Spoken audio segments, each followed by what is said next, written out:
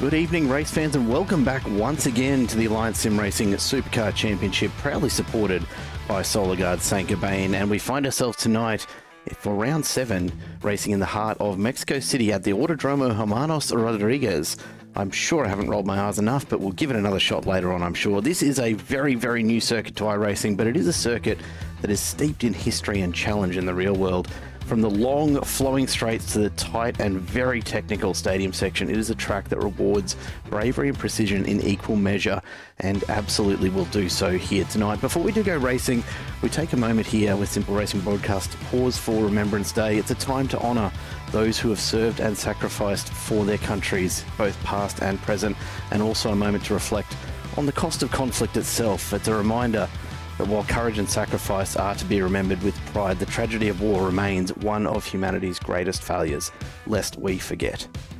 With that perspective in mind, we turn our focus to the track where the competition remains fierce, and every round will bring us ever so slightly closer to crowning a champion here for Season 6. My name is Jared Cole. It's great to have you back with us, or indeed joining us for the first time here this evening. And I'm joined in the booth once again by TrackSpot TV's Isaac Fogarty. Isaac, great to have you back for some more Supercars action. And Mexico promises to be a very, very challenging round tonight. Yes, good evening, Jared. Good evening, everybody tuning in at home. I'm very, very much looking forward to this round. It's absolutely going to be a challenging circuit. As you mentioned, it's relatively new to the iRacing scene, so this could be, for some drivers in here tonight, one of the first times they've ever turned a lap in a supercar at this circuit. I'm sure they've probably all got a bit of practice in throughout the week, but this will be probably one of the first times in racing conditions they've ever had to experience a circuit in supercar. So we're going to see a lot of challenges ahead for some of these drivers tonight, and we'll see the cream rise to the top, and the people that have put the work in and done the practice over the last week or so really shine and stand out tonight, because this is going to be a technical challenge, especially that last sector with how flowing and twisty-turny it is. That's the technical term, twisty-turny, I think. Twisty-turny, absolutely. But yeah, that's the technical term. So it's going to be a challenge for these drivers tonight. I'm looking forward to see them tackle it.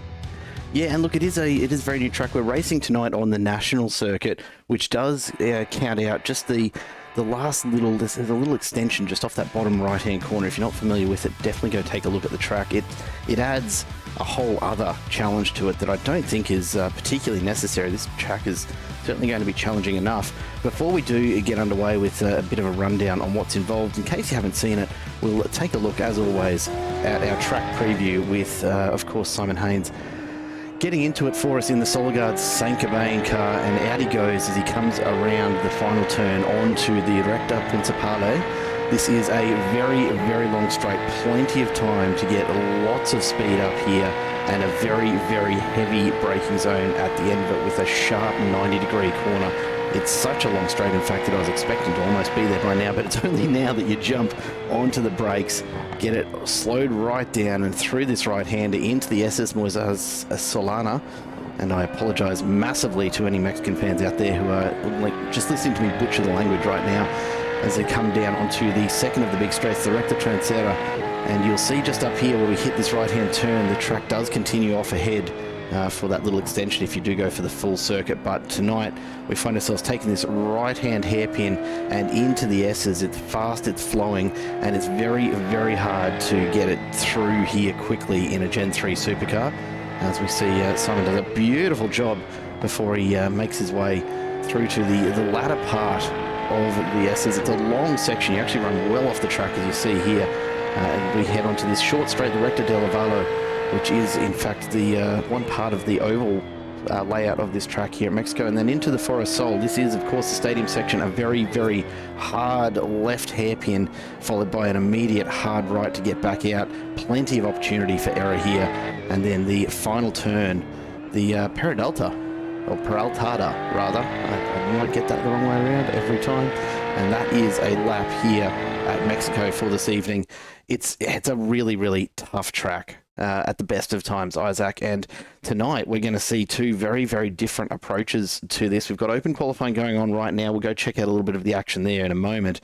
But we've got a couple of different race approaches here tonight. Race 1 will be an all-out sprint, 12 laps around this circuit, followed by race 2, 40 laps, 2 compulsory pit stops, and a reverse top 5 grid just to cap it off.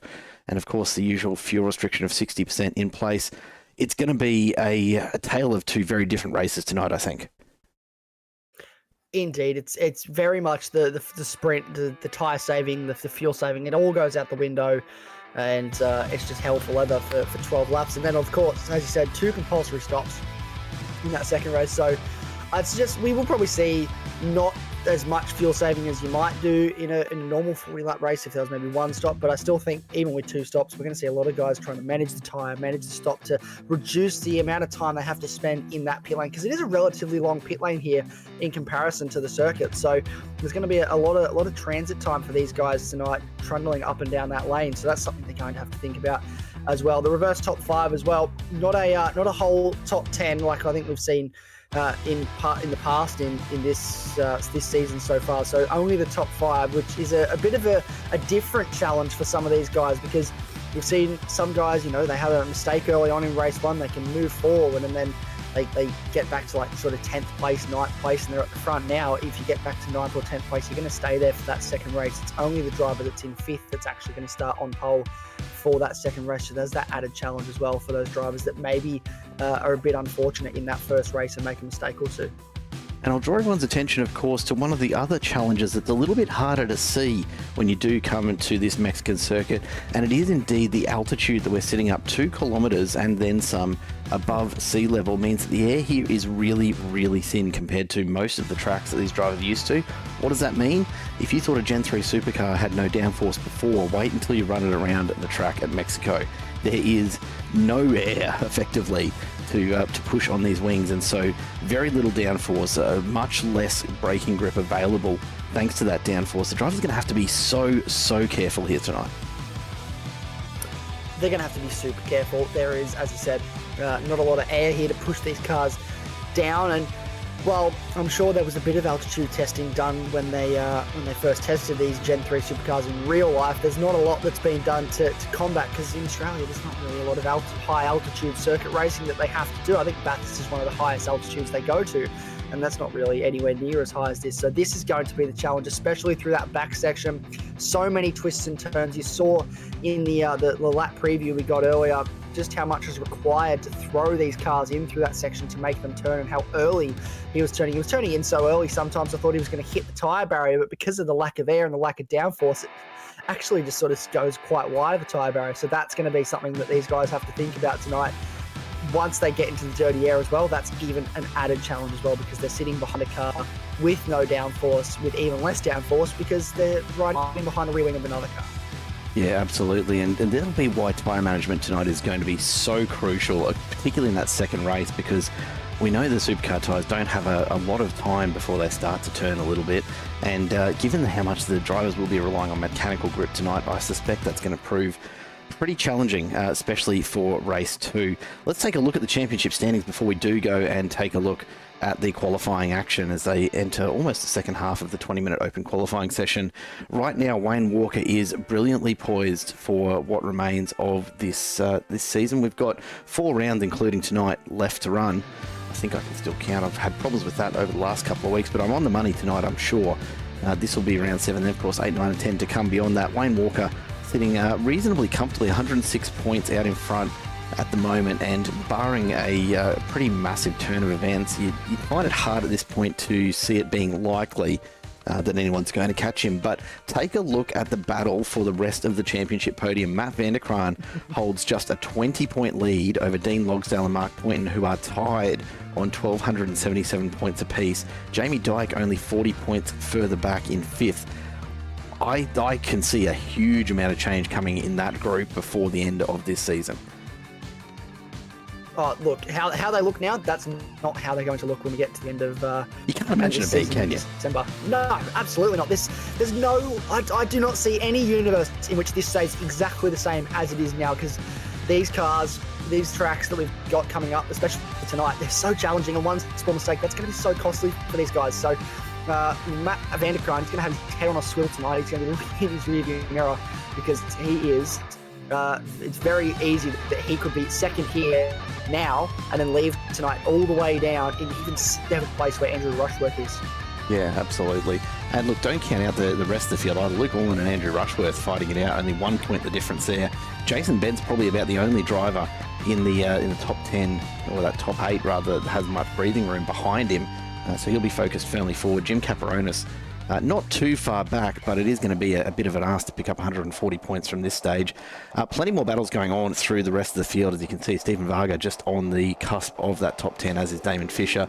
And then Clifton and Ustavar behind. Phil Manuel and Troy Sipple with Kenneth Latta and Rick Vigar behind them. Ryan Palmer sneaks into the top 20 with David Coleman and Mitch Wood behind. We'll take a look a little further back through the championship standings as well, just to give you an idea of just how many battles are going on right throughout the top 40 here. Andrew Johnston, Craig Schulz 10 points apart. Brad Hayes not too far behind that battle either. Alex Kiedis and Michael Whiting only 2 points apart. You've got Jamie McKnight only 3 points ahead of Connor Nixon, who's only 3 points ahead of James Hardy, who's only 3 points ahead of Ashley Hall, who's only 2 points ahead of David Logsdale. Like, there are some massively tight battles right throughout this championship, and none of these drivers, knowing them, is likely to sit back and just relax, knowing that they're going to end up somewhere in the standing. They're going to be fighting for every single position over the remaining rounds. We, of course, will try and concentrate across all of it, but trying to keep up with what's going on in a field of this size, as always, will no doubt be a challenge tonight, but I reckon we're up for it, Isaac. Oh, look, I think, there's a lot of stories to follow tonight, but I definitely think if anyone's up to the task, it's yourself and Mike and myself sitting alongside you as well. So I think there's a lot of stories to follow, a lot of things to keep track of in this championship as we get towards the pointy end of the season. But qualifying now as we head down, and Wayne Walker, he's doing the job at the moment, the man that's leading the championship, sitting on provisional pole, just over Dean Logsdale. But there's a lot of stories for us to follow, and I think hopefully tonight we'll be able to cover pretty much all of them. Yeah, look, that is the plan. There's still, 7 odd minutes left in this qualifying session, and I'm trying to get this right every single week. I'm pretty certain that tonight we'll have the setup where the drivers will actually get to finish their lap if they are out on a hot lap at the end of the 20 minutes.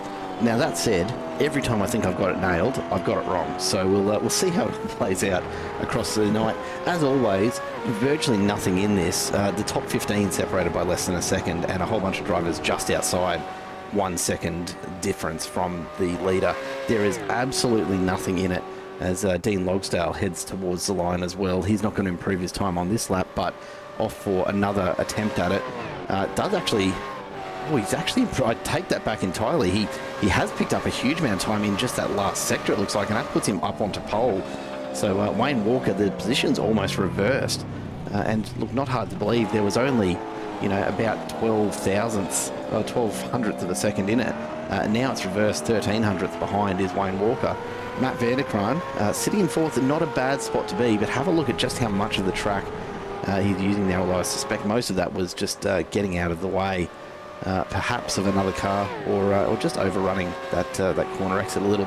It is a really, really odd track. It's so flat, I think is one of the most challenging parts of it. It's kind of nice not having to worry too much about the elevation changes, Isaac, but one of the things with a track like this is it makes it very, very difficult to get any kind of gauge on just where the track goes up ahead of you. Yeah, it's super difficult at a track like this. You're at high altitude. They're probably grateful, as you said, that it is a lack of elevation change. I think maybe they'd be grateful for it to go down a little bit at some parts of the track, not up. But with it being so flat, yeah, you sort of having to. Oh, that was very, very David Coleman close. Just having a bit of fun out there by the look of things. Don't know quite what that was about, but sure, why not? Yeah, almost at the expense of the car in front, which I believe was Joel Osterwald. But it was, and Osterwald's just decided to back right out of that for whatever reason. Can't imagine why. No idea why, but no, I think that's, especially through this section, the first few times, you're really sort of trying to guess which way it goes and how much the corner is turning, because there's no real banking or indication of where it actually is going. So that is an added challenge. We've seen Matt Vanderkraan, Birds Racing comes towards the line. What is it going to be? He's improved the first two sectors, so you'd have to think he's going to lift his time a little here. Though. He lost a... Oh, no, he does. Okay, it's improved just slightly. But improved by about a tenth there. So that was still a strong lap from Matt Vanderkraan. He's still a tenth off pole. It's quite close, though, I'd say between these guys at the moment, the top 14 cars separated by less than a second, and Andrew Rushworth and Chad Weiger just over a second away from that pole time of Dean Logsdale now, who has knocked off Wayne Walker. Yeah, look, we'll see if it remains that way. Walker's out on track at the moment. Dean Logsdale has already improved his first sector, so he's looking to increase that gap if he can. Maybe just finding a little bit of extra something here tonight, as we see Jamie Dyke heading for the line and off onto a hot lap now. He's best of 129.865. So a little bit of work to do, but not too far off potentially a front row start. Dean Logsdale he's on a mission. He hasn't improved his time with someone into the wall behind. One of the joys, of course, of sim racing is that doesn't really set you back too much in qualifying. You can just get back out there as Logsdale slides it out of that stadium section. It's such an odd track. Oh, and you can see just how difficult it is to keep control of that on the way out. It's not a change of car there. It's just that Logsdale has gone into the wall behind that corner, folks. So Wayne Walker just happened to be coming past at the time. Hasn't improved that time around, but he'll be on a hot lap now. And let's jump on board as we do go around this Mexico circuit with Wayne Walker sitting at about 268 kilometers an hour before he gets hard on the brakes to turn it in here. And you'll see him just arguing a little with the oversteer on the way out of these corners. He tries to get some power down.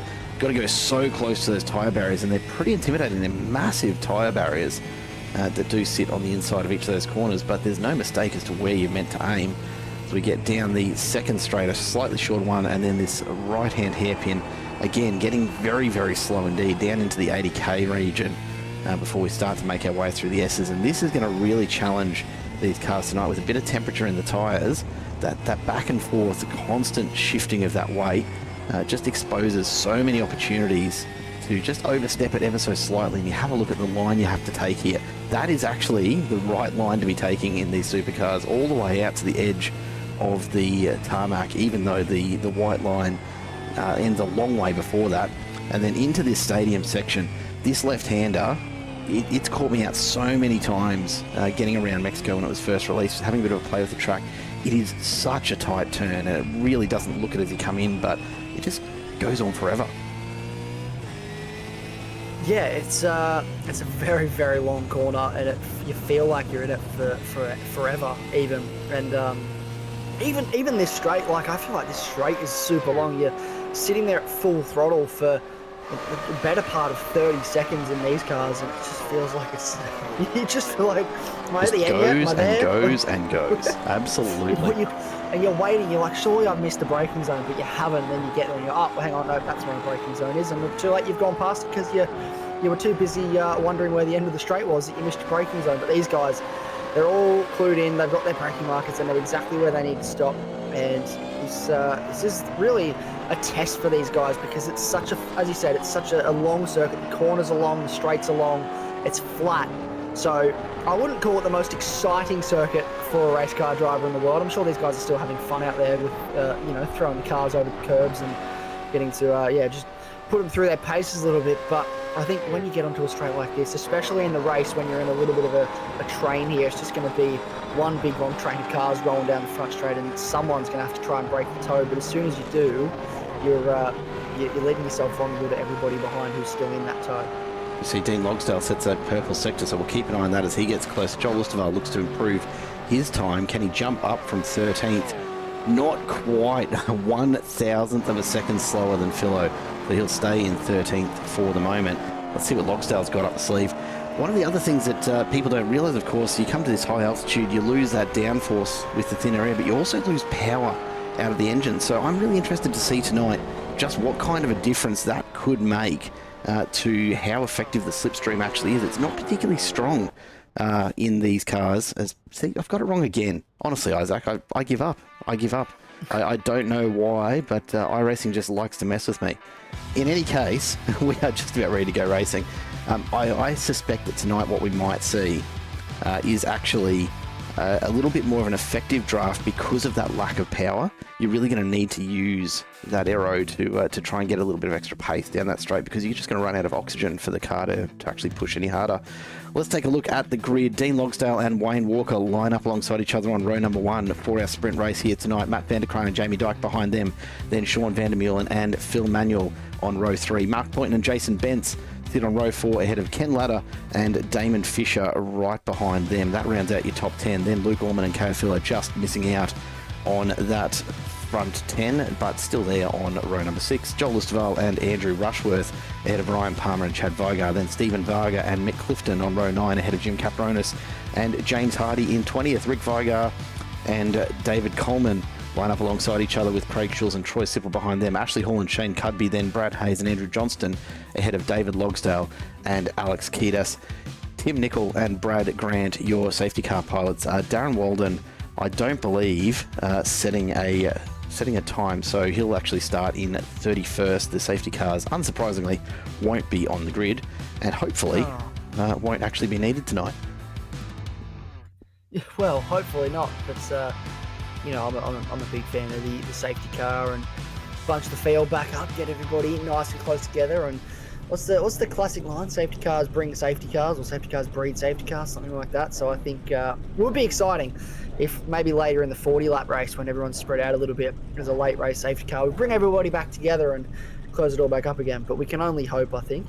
So as long as it's an exciting race either way, I don't really mind. But look, I just want it to be exciting. With 31 cars on track, I have no doubt we're going to get some interesting events here tonight. G'day, Mez. Welcome to the chat. Good to have you along with us, my friend. It is going to be a pretty interesting layout for us tonight. I don't really know.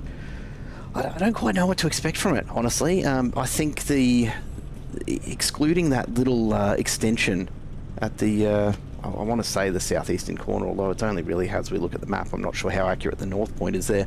But excluding that section does make for a very interesting change in how we're going to have to approach this as drivers, because those would have been some pretty epic corners to try and just throw a Gen 3 supercar up the inside. They're not going to have that opportunity, so they're going to have to really work for it at the few hard braking zones that we do have, namely the end of that Rector Principale main straight, and that long hairpin at the end of the Rector Transera, I think is going to be really, really tough, honestly, for any passing to happen there. But we're about to see how that looks as we get ready to go racing. We've got the green flag waved at the back of the field. All of the cars are on the grid, and we are under starters orders now as we wait for the lights to come up. Just a couple of last checks here, but we are about to go racing, folks. So hold on to your hats. I hope you are all set with a comfy chair at home and a drink of choice in hand. I think this one's about to get very, very interesting indeed. It's probably one of the longest straights we've seen for a start on any track, anywhere we've been this season. As the lights come up, Dean Logsdale will get underway in just a moment, and we are green and racing for this 12-lap sprint. Wayne Walker, a fantastic start. You can see already the field starting to spread out as they look for a way to get through here. As they charge on down this long straight. Walker's had a brilliant start as Logsdale looks to the inside, and plenty of drivers now will be looking for an opportunity to pick up an early spot under braking. It's going to be a very, very tricky opening corner, I'm sure, as we head on through this first little chicane, and we are still too wide through the entirety of the field just about, and then down this short straight. This is that right-hander, that long hairpin type corner. Look, I don't know if it's even tight enough to call it a hairpin, but have a look at Jamie Dyke moving up the inside of Matt Vanderkraan. He's looking for an early spot here, and it looks like he just might get it done, although Vanderkraan still has the inside run as we come back the other way and start the section that is, of course, affectionately known and officially known as the S's. The rest of the field just filtering through behind. Wayne Walker sends at high speed. These guys aren't waiting for any extra heat in the tyres. They want to get the most out of them early on that they possibly can, and Walker and Logsdale already starting to put a bit of a lead together. The field somehow cleanly getting through all of this as we come into this section. Oh, Matt Vanderkraan. Matt Vanderkraan is sideways. I don't know if he's actually going to survive that. No, it wasn't. Sorry, it might have been Sean Vandermeulen caught up in that as well. Vandermeulen's gone around, and he's going to have to try and get moving again as the rest of the field carries on through. not the ideal start, but a big moment there. Walker and Logsdale out in front. Jamie Dyke, look at the gap now between Jamie Dyke and the field behind as Matt Vanderkraan heads up Jason Bentz and Damon Fisher as we get racing properly. These guys are absolutely not waiting around for any longer than they absolutely need to. It's only a 12-lap race here to start us off, Isaac, and that is a pretty crazy way to get us started. I'm honestly a little surprised we didn't have more incidents on that opening lap.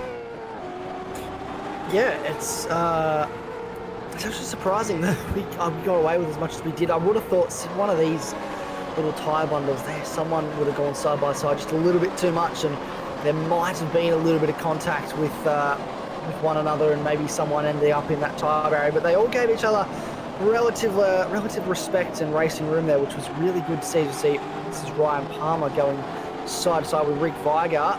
Rick Vigar around the outside. That is a lovely move from himself on Ryan Palmer, just to try and move up. And now I think Chad Vigar fancies himself a go. So he's in a Vigar sandwich at the moment. He's the ADHD driver, and he is probably feeling the heat from those two Ford Mustangs at the moment. He's got one in front, one behind, looks to the outside, looks back to the inside. He's all over the circuit trying to find a way past, deep under braking. And I think he's got that move done. He does a little bit of smoke there. Someone's locked up in front. But Palmer now gets past. Oh, look at the background. I think that's someone around. They all scatter. Oh, and behind. Oh, more contact between the just the tiniest of taps as well. That's Hardy that's facing the wrong way there as he tries to get it moving again. It's hard to say, but it looks like maybe a little bit of damage to that rear left. And you've got that Mick Clifton who's still sitting there waiting for the rest of the traffic to come through. That might bring on a safety car, but I think it won't, given that everyone's gotten away pretty cleanly. Makes no difference to this pack up the front, as Matt Vanderkraan has been passed by Jason Benson amongst all of that. He's got Damon Fisher, Ken Ladder and Mark Poynton right on his tail. But these guys have a long way down the track. You can see off in the distance Jamie Dyke's tail lights as he gets on the brakes for the U-turn there. But Wayne Walker and, for that matter, Dean Logsdale are well off into the distance at this point. Yeah, and I think that incident stemmed from some contact with one of the other Quantum cars, so there may have been a bit of maybe something to sort out when we get back to the team truck later on. A few conversations being had between the Quantum drivers. That's another driver just lost that all on his own, did actually haul. That's a huge moment to have all by yourself on the exit of the hairpin. Headed down the wall though. The car just he did off. I think there might have been, there was a little bit of contact with the wall, but maybe he did keep it out. Oh, deep under brakes from Ryan Palmer on Jim Capronis, and there's a little bit of side-to-side contact. Sends Jim super wide, and I think he's got that move done, but that was a very late braking, aggressive move from Ryan Palmer. He's trying to get the gloves off here early to make up some positions. And this is one of the things about this circuit. They're going to have to throw moves like that because there aren't a bunch of opportunities and only 12 laps to try and get this done. As we see now, Damon Fisher and Ken Ladder will be side by side as we come down towards the back section of this, or the back of the front straight, end of the front straight. Tell you what, Isaac, it's going to be one of those nights tonight, I reckon. There's a lot to keep an eye on here. Fisher's going to go up the inside, careful not to make contact there with Ladder. Has to pull out of it. That's going to cost him a spot to Mark Poynton, who comes on through. Now Luke Allman, his teammate, will be right there with him as well. But Poynton's going to actually come out ahead of this, and Fisher's just put himself in a really, really awkward spot and gives up a position in that one. Alex Kiedis has had a bit of a moment in the background, and I don't know if there's contact leading into that, but a big slide and immediately back in front of Shane Cudby. So whether there was contact before that, I'm not sure. We might take it back just a little bit further. Have a look at Kiedis as he comes diving up the inside here. Now, is it just... Oh, he's blowing the motor. On the downshift, he's blowing the motor. Engine's gone. That is done. Oh, he has. He absolutely has. So, not what he would have been hoping for. The question is, will he get towed out of there? Is he in a safe spot? I don't think we'll need a safety car to remove him from the track. So, should be broadly okay. But that's really, really disappointing for Kiedis. And not the first time we've seen it. Certainly won't be the last time, I'm sure, as this rather significant little pack here behind Ken Ladder continues to battle on. We've got another one just a little further back behind Ryan Palmer, although they're a little further spread out. Take a look at the damage on David Coleman. He's already been rubbing panels right from the get-go here tonight.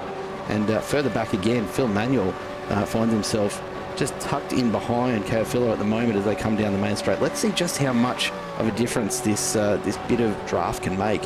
It does look to actually help quite a bit, as we've seen. Look, you can see Manuel's just got a bit of a hint of an opportunity up inside. Philo slides it, locks it up, just barely keeps it straight, but that's going to allow Manuel through. Really, really good race control there from the wee race entry to make sure that he actually stayed in it while not actually going into the opposing driver. Brilliantly handled, and he will continue on as the battles just continue right up and down through the pack here. Chad Vigar is trying to hold off Joel Oosterwald at the moment. You can see Vigar's carrying quite a bit of damage from some of those earlier incidents, and Oosterwald looking to make the absolute most of it that he can, because he's looking fairly clean comparatively, although he's got a little bit of a nudge there on the front left. Plenty of door banging action tonight, Isaac, and I don't think you'd expect anything else, honestly, from V8 Supercar Racing. G'day Sideways, welcome on into the chat. Good to have you. Look, I don't know about placing bets on it, but you know, maybe there's a market for it. I might have to open up a bookie as well. Why not?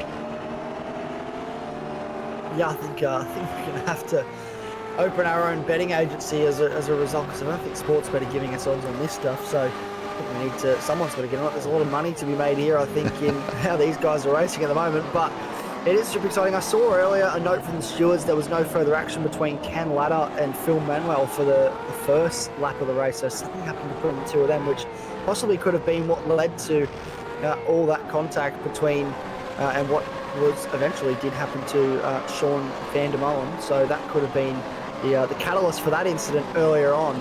And I'm sure there's a couple other incidents that stewards are currently scratching their heads over, give a little bit of headache. I can see Alex Kiedis is back out there, so he's used his fast repair and he's back out, albeit a minute and 29 seconds down. So he's basically a lap down at this stage. Will not be too far behind or in front of Wayne Walker. I'd suggest he won't be far off being lapped, but it's good that he's able to get that fast repair done, get back out there. Hopefully he doesn't blow another motor, because that would be a shame to do two motors in one race. But we're already 6 laps into this race. We're almost at the halfway point. Time's flying in this. It is the true definition of a sprint race, isn't it? As you see someone taking the long way onto their front. Rick Fiker. A little bit off to the side there. He's taken the that's the long way they have to take in Formula One. He's carrying some big damage. Have a look at that front left. I don't think that's actually. I reckon he's snapped a control arm or something. So look at the amount of understeer he had in that corner. That front left is not spinning that is really not, at all. That is not the optimal angle. Not the optimal angle. Sitting at that is some very aggressive toe on that front left. The wheel is also not rotating with the other one, so that tells me that it's disconnected completely from that front axle. So that is not good for Rick Vigar. And I'm just wondering, what has actually caused that for him to have that level of damage? Because that's quite a lot of damage for if he made side-to-side contact with another car. So he must have hit a wall or a tyre barrier somewhere. Now, interestingly, nothing showing up at the moment in terms of him going into the fence anywhere. So if he's hit it, it hasn't slowed him down. It suggests to me that he's just glanced off it somewhere. I'm going to take a look and see if we can find anything at all.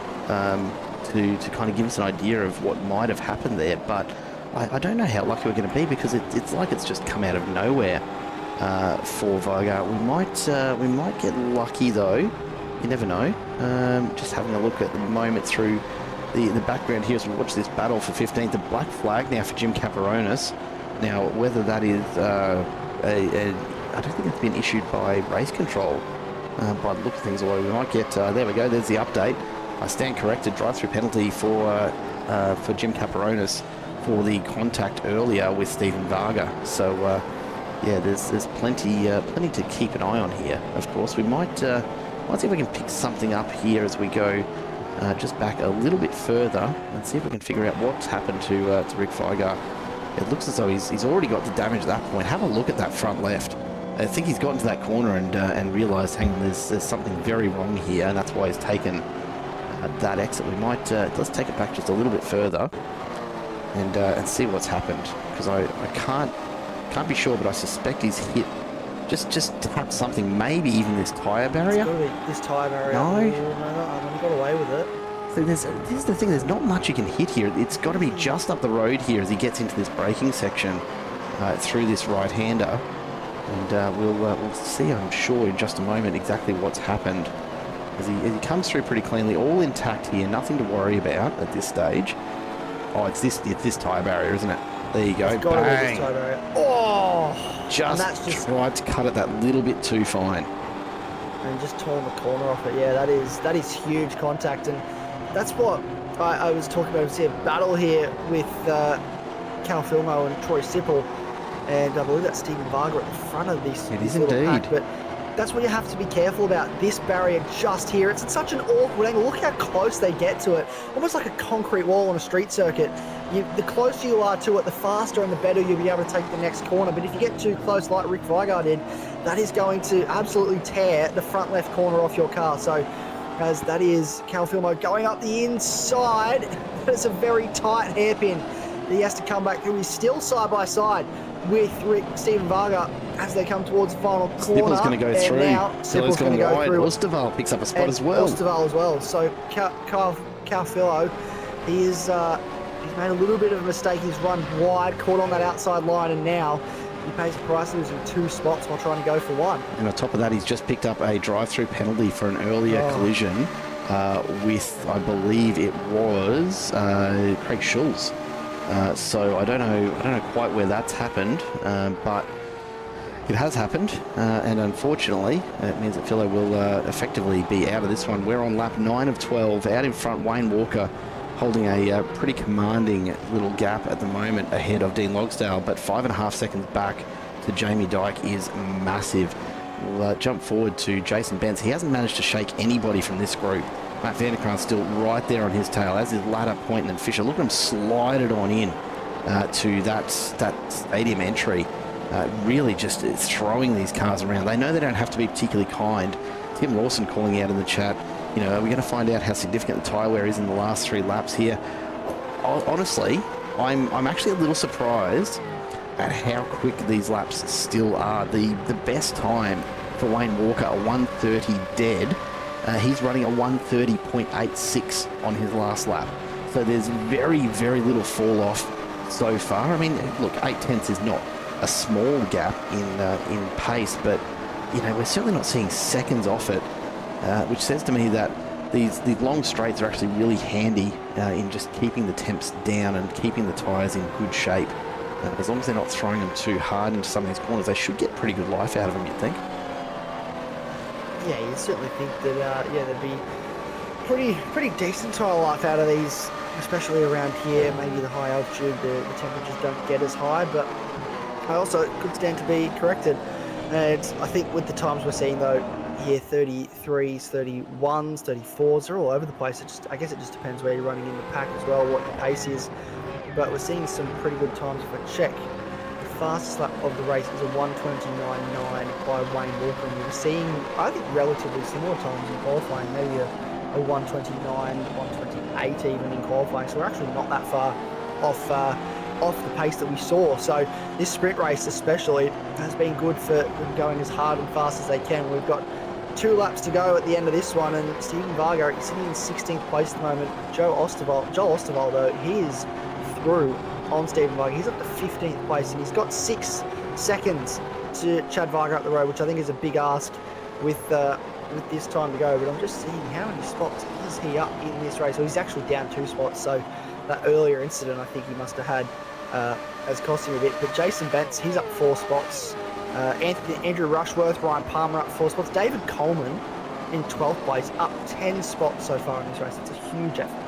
Yeah, I'll tell you what, Coleman's qualifying has been pretty average, to say the least, for the last few rounds, but he certainly makes up for it once he gets out on track, doesn't waste any time at all. I've got to wonder if he just uses those qualifying sessions to just test out different lines and different possibilities rather than trying to set a particularly quick time for the start. It's hard to fathom that someone can so consistently qualify further back in the field and yet continue to move up double digits in the space of 12 laps. That is absolutely massive. Sure, he's probably benefited from a few of those early incidents taking people out ahead of him, but all the same, it's definitely working in his favour at the moment as we see Van der Kraan doing everything he can to close that gap to Benz. The two of these drivers very, very evenly matched, not able to find a great deal anywhere really, but this is perhaps an opportunity for Van der Kraan as he gets close in behind Benz. He's going to have to get the drive out of this stadium section if he wants to stick with him down the straight, but he's set up really, really nicely for perhaps an opportunity into turn one as they start the final lap. The white flag is out, so this will be Van der Kraan's last chance to get this done. Wayne Walker out in front, looking very, very comfortable indeed. Dean Logsdale not too far behind him, but then Jamie Dyke, look at the gap. Here comes Jamie Dyke through turn one, and then Jason Benz and Matt Van der Kraan. Van der Kraan has a massive look up the inside. He's not quite there yet, but he's certainly going to think about it. He's only got a couple of opportunities left. Benz just needs to hold his line, hold his form, and hold his nerve in order to finish here in fourth. Van der Kraan's not going to be upset about 50. He does end up there. It means he'll be on pole for race number 2, but he can taste an extra couple of points here. If he can just get past Jason at this stage, I reckon he's got a real shot at it. There's not a lot of time left, though. I don't know where he's going to get it done at this point. No, and for the man that's sitting in a really strong position in this championship, to be honest, every single point matters. I know, as you said, if he finishes where he is now, he gets pole for the next race, but I don't think he'll be thinking about that at all. He'll be thinking about, I want as many championship points as I possibly can. Dean Logsdale is in second up the road, and he's one of my key championship rivals. I don't want to lose too many points to him and come out of here with a deficit that I've got to try and make up. He wants to reduce that risk as much as possible through this final section now. I think we're going to get Wayne Walker crossing the line very soon, but the battle is going to rage on for Jason Benz and Matt Van der Kraan. Wayne Walker will cross the line to win the sprint race with Dean Logsdale in second. Jamie Dyke in a very comfortable third position. There he is. Look at that gap between Jamie Dyke, and there we go. Jason Benz will hold on to finish in fourth place over Matt Van der Kraan. Ken Latta and Mark Poynton not too far behind, and then Damon Fisher, Luke Ullman and Ryan Palmer does get into the top 10. He finishes in 10th place, which is a huge effort. David Coleman up to 11th in this race, so he's gained 11 spots. As it continues, Andrew Rushworth just holding off Chad Varga here. Varga's got great drive out of the corner. It's not quite going to be enough as they race all the way to the line. Nothing in it at the end, less than 2/10 between them. About the last battle left on track, Ashley Hall leads Craig Schulz to the line. Craig's not quite going to get there, and we'll wait now, of course, for the rest of the field to filter on through. Philo's got that black flag still hanging over his head. Now, this is an interesting one because if he doesn't clear it here, and I don't know that he can even clear it here.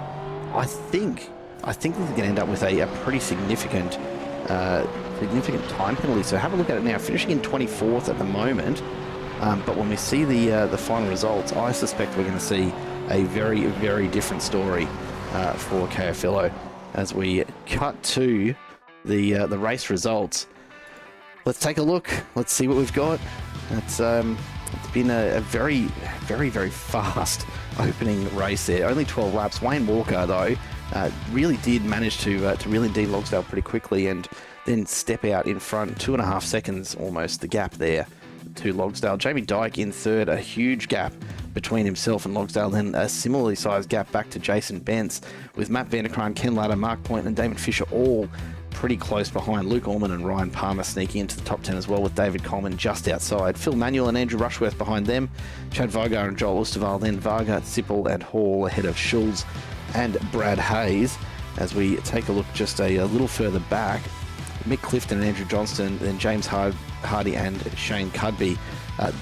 I think Philo getting very, very lucky that there were so many drivers so far back, because he's copped a pretty massive time penalty there. I think it's about 30 or 40 seconds that you end up catching there. And so that has dropped him all the way back. In fact, it'd have to be 30, 40 seconds, the penalty. He would have been 1 minute and 8 behind the lead to come home ahead of Cudby, but the extra 40 seconds has dropped him back to 25th.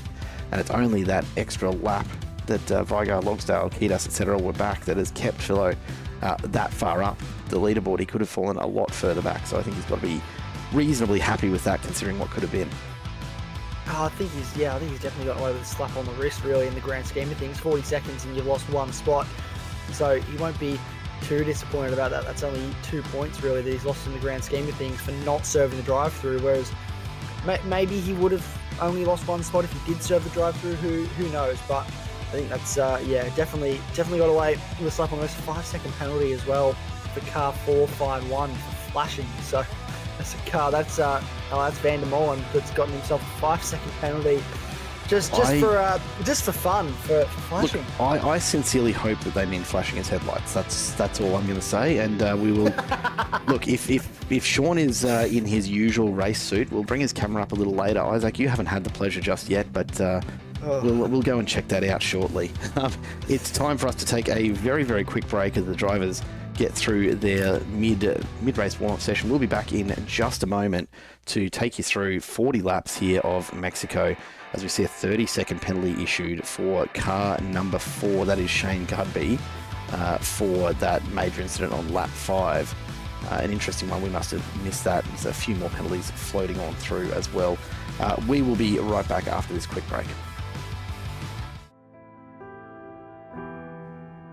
Providing the best for your family means a healthy, secure, and comfortable environment. But the daily risks your family faces are often invisible. Solar Guard performance films protect what matters most to you. While you're concentrating on the task at hand, we're protecting your family from uncomfortable solar heat, harmful UV light, and glare. Our window films and protective coatings are designed with decades of technical expertise and provide a vision towards the future. Solar Guard provides added protection to the places where they're needed most, creating invisible barriers for increased security. The people of Solar Guard design carbon-negative solutions that can help reduce energy costs and improve comfort. Allow us to tackle the invisible challenges so you can focus on the important things in life. What matters most to you? We're on it. Saint-Gobain, Solar Guard.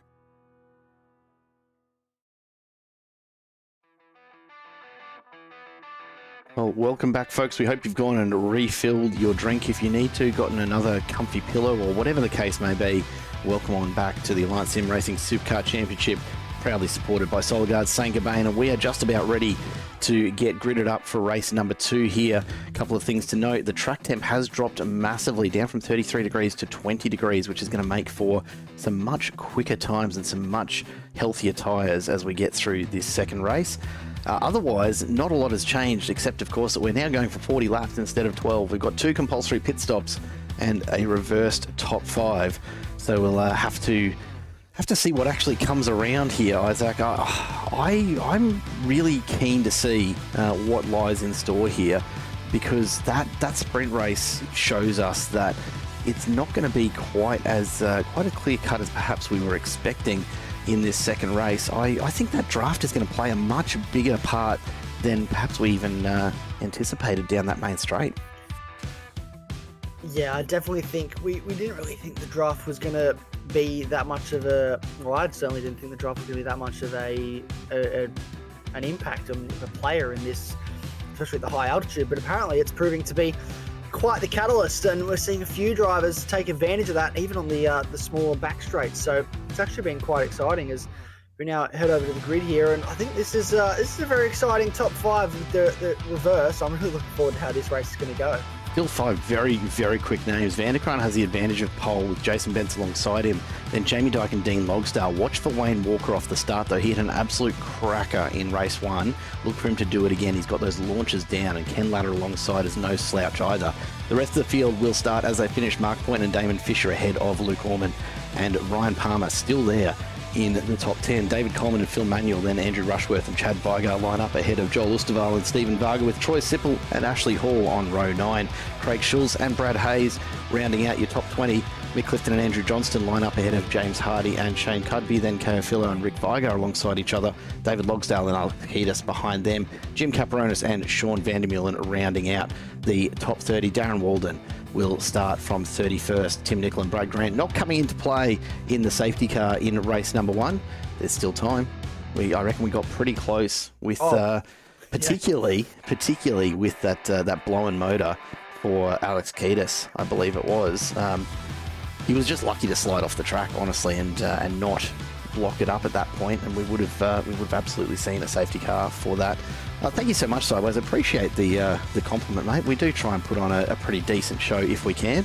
It does help that we've got some of the best V8 supercar drivers in the iRacing world right here, and I will argue that to my death. They may not necessarily have all of the absolute quickest times, but as a pack, I don't think you'll find a more evenly matched group of drivers anywhere, especially on a grid of this size. Yeah, no, these guys really do know how to go door to door and wheel to wheel, and it's one thing I think to do it really fast over a lap, but it's another thing to just get side by side as we go to the race start. So we're not too far away. I'll hand over to you, Jared, to get us underway. Watch Wayne Walker there in 5th. We are about to get underway, and we are off and racing for race number 2, 40 laps. Have a look at the drive from Luke Orman as he jumps up through a couple of spots immediately off the line. Big contact, Jamie Dyke, Dean Logsdale, Wayne Walker getting caught up, manages to survive it.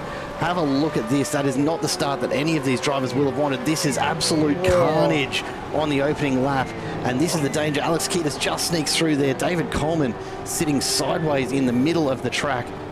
Wow, not the start that any of these drivers would have hoped for. We've got cars going backwards. I think that might have been Craig Schulz from 9.5, perhaps, that was sitting facing backwards.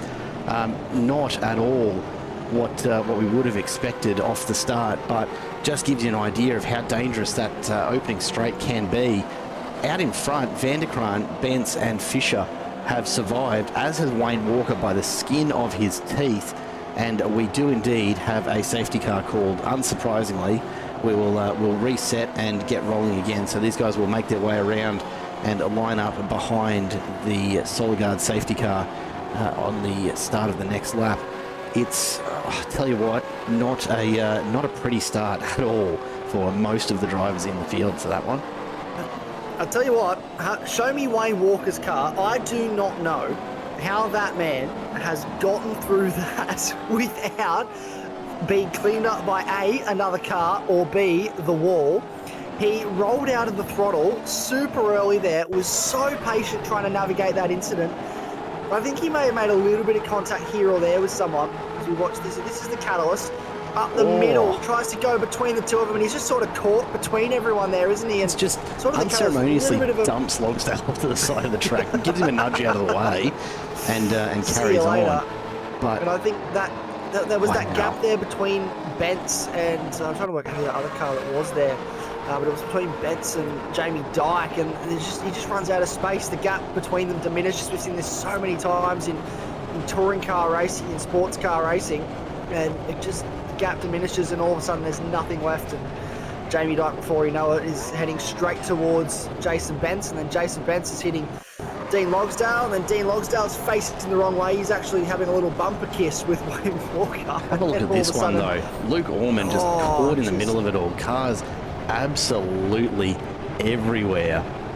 Jim Caperonis just looking through the side window at David Coleman there, and probably the messiest start that I've seen in an awfully long time, and I suspect it's entirely our fault for talking about just how good this group of drivers is of the pack. Yeah, look, I think we've definitely jinxed it, and that's 100%. We'll 100%. That's on us. That's our fault. We'll wear that. Sorry, everybody. David Logsdale. Sorry, I don't know how this. I don't know if this is actually 100% accurate right now, because it says Damon Fisher is leading this race, Joel Oswald second, Ashley Hall is third, David Logsdale is fourth. It is accurate right now only because, and we've missed it while we were just taking in the glorious sights of supercars belting into each other. Coming for the pits. These four are the only cars that have not come into the pits on this safety car, which is, it's always an interesting call, right? You've got 2 compulsory stops. You're not going to need to fill up twice in this race, so it's really, really interesting to see any driver not take what is effectively a free stop under a safety car. I don't see what sort of strategy, and look, Damon Fisher and Joel Osterwald particularly, not slow drivers by any stretch of the imagination. I'm not quite sure what they're hoping to gain from this, because Matt Vanderkraan has been into the pits, back out, and he's right there in 5th. He'll be sitting right behind them as they come back around again. So, we've still got another probably coming in this lap, I would imagine, although we'll wait for confirmation from race control. But I don't see why he wouldn't have come into the pits. And there we go, confirmation race control is just letting us know safety car is coming in this lap. So yeah, it's a very strange choice. It always is when I see people not take the free stop. You know, it might make sense if you're in a longer race or perhaps running an even more aggressive fuel cap. But the fuel tank in these things is huge. Even with a 60% fuel cap, it's still just so much fuel in the tank that you don't actually need a whole lot of fuel on board across the two stops. So it boggles me, Isaac, honestly, that the drivers have gone, you know what, now I can take an alternative strategy. Maybe it'll play out. But I don't think we've seen it happen before, where it's actually come out better for them. I don't know, especially in a race where it's only 2 compulsory stops. I don't know that it's really super beneficial for these drivers to stay out this long. Maybe if it was a longer race and you had, like, in a Bathurst 1000, for example, where it's early on in the race and you're not too worried about meeting compulsory stops, yeah, stay out, gain track position, because hopefully you're going to cycle back up with everybody pretty much anyway later on, unless there's another safety car. But in this stage where you've got to complete 2 compulsory stops that probably aren't really that high pressure, like you make a stop now, then you can get home with one more stop from here. As we look on board with Sean van der Molen, and he's not quite flashing, but he has got the guns out. He's got the tank top on. It must be hot in the sim rig for Sean van der Molen at the moment. I am actually really surprised that Sean van der Molen is wearing something that we can actually tell is clothing this time around. I'm pretty certain we've seen him in just the ruggers before, although it might have been a flesh-coloured singlet. I don't know, Sean. You keep us on our toes, mate, and it's always a bit of a guessing game when we do cut to you as to what we're going to get here. We've got a few other drivers floating around who do have their cameras set up for us tonight as well. Dean Logsdale, the 9.5 Sim Sport entry, just ahead, also looking pretty comfy at the moment. He's sitting in 15th. He's down 11, but of course has the pit stop sorted, and he'll be so thankful for that fast repair that he's taken advantage of already. Because, yeah, it was a nasty start for a whole bunch of these drivers. And we are getting ready to go racing once again as Damon Fisher has control of this race to come through the stadium section. He's going to get onto the throttle in no time, and he'll start to try and pull away here if he can. He's going to actually hold him up to a very late push. The control line, of course, is the actual start-finish line, which is a bit unusual. A lot of the tracks have had the control line a lot further back, and you can see they're actually all hanging well out to the side. Now that's interesting. I'm not entirely sure that is within the spirit of the lineup behind that controlling car, but regardless, we're underway. It hasn't netted him any advantage anyhow as we come on down the main straight once again, this time looking a little more conservative from most of these drivers, although you can see already Wayne Walker is looking to send it up the inside if he can. He wants to get moving and start to get back up through this pack a little further. Already we've got a car around. That's David Logsdale now, who's been turned. Now, can he actually get out of trouble here without getting taken? I think he's gotten very lucky there to not end up getting belted by another car on their way through. Have a look at Ryan Palmer weaving to the inside, trying to get past Mark Poynton here as they come down towards this long right-hand hairpin. Still nothing in it, but you know what, these drivers are not hanging around. The tyres probably still have a decent amount of heat in them at the moment. They haven't warmed all the way up, and you'll see probably a few moments, as you see there, Damon Fisher sliding it through that section of the S's all the way out to the edge of the tarmac. The field just following through, and some of these cars running very wide indeed as they try to get a little bit of temp into the tyres and a little bit of pace underneath them. Mark Poynton just charging his way through. Ryan Palmer around the outside as well. And you can see already a bit of a gap starting to open up. Wayne Walker picks up a slowdown. So he's discovered limits. Mark Poynton gets a nudge from behind there as I think that was Troy Sipple into the back of him actually on the way through there. But no massive harm done at the moment. Although it does look like, unfortunately for Alex Kiedis, he's gone around again. Yeah, that's super disappointing for Alex Kiedis. He's had a rough night, hasn't he? And yeah, it's just Not what he wants at all. Wayne Walker Burning that slowdown. That's cost him so much time. He's all the way back down to 8th now. That is a huge disadvantage for Wayne Walker. So anyone that's seen that knows that he has a slowdown. It's going to make note of that and go, I really don't want to get a slowdown because that's going to cost me so much time in just the awkward spots you have to try and serve it in. So I think what I find really interesting about that is that he had that slowdown in the stadium section. He could have quite easily burnt heaps of that and held a lot of the field up behind him coming through the stadium. He's chosen not to. Now, knowing Wayne, I actually reckon that's more of a good sportsmanship move than it is a strategic thought for him, because he's smart enough to know that he could have actually slowed it right down and not lost as many places. But I reckon he's left it as long as he could and then gotten out of the way to actually serve it.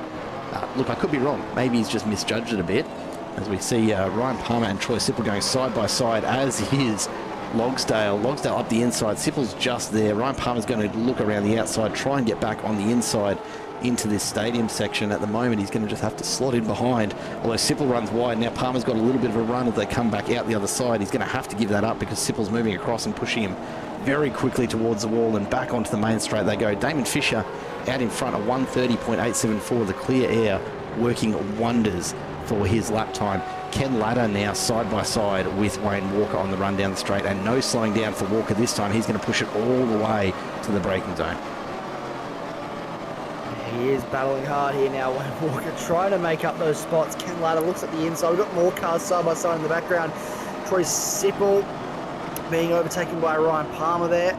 And then that is Sean Van der Meulen. Van der Meulen in the background, and Dean Logsdale in 10th spot. So they haven't actually fallen away too much after that massive incident off the start. So I think pretty much the entire field being caught up in that accident, and then everybody coming into the pit lane to repair that damage, I think has sort of played into the advantage of everyone not being super disadvantaged early on in this race. But Damon Fisher, he's got a bit of a lead now going, actually, for a man that hasn't stopped yet in this race. He's got to stop twice, keep in mind.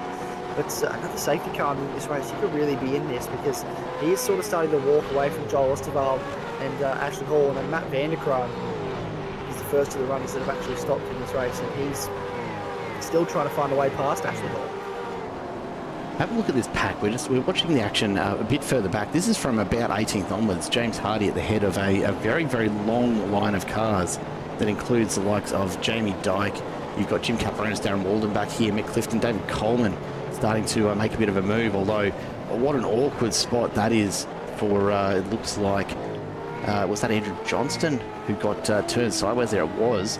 Coleman's picked up a massive slowdown because he's had to cut the stadium section to avoid further contact, as has Phil Manuel. So they're going to have to really just hold off here, and we'll probably see something pretty similar to Wayne Walker's situation, where they're going to have to burn off a huge amount of time as they come down this straight. It's not ideal, but I mean, what do you do? Ultimately, the alternative there is to just go into the car in front and look at Coleman go. He's burning it off right there.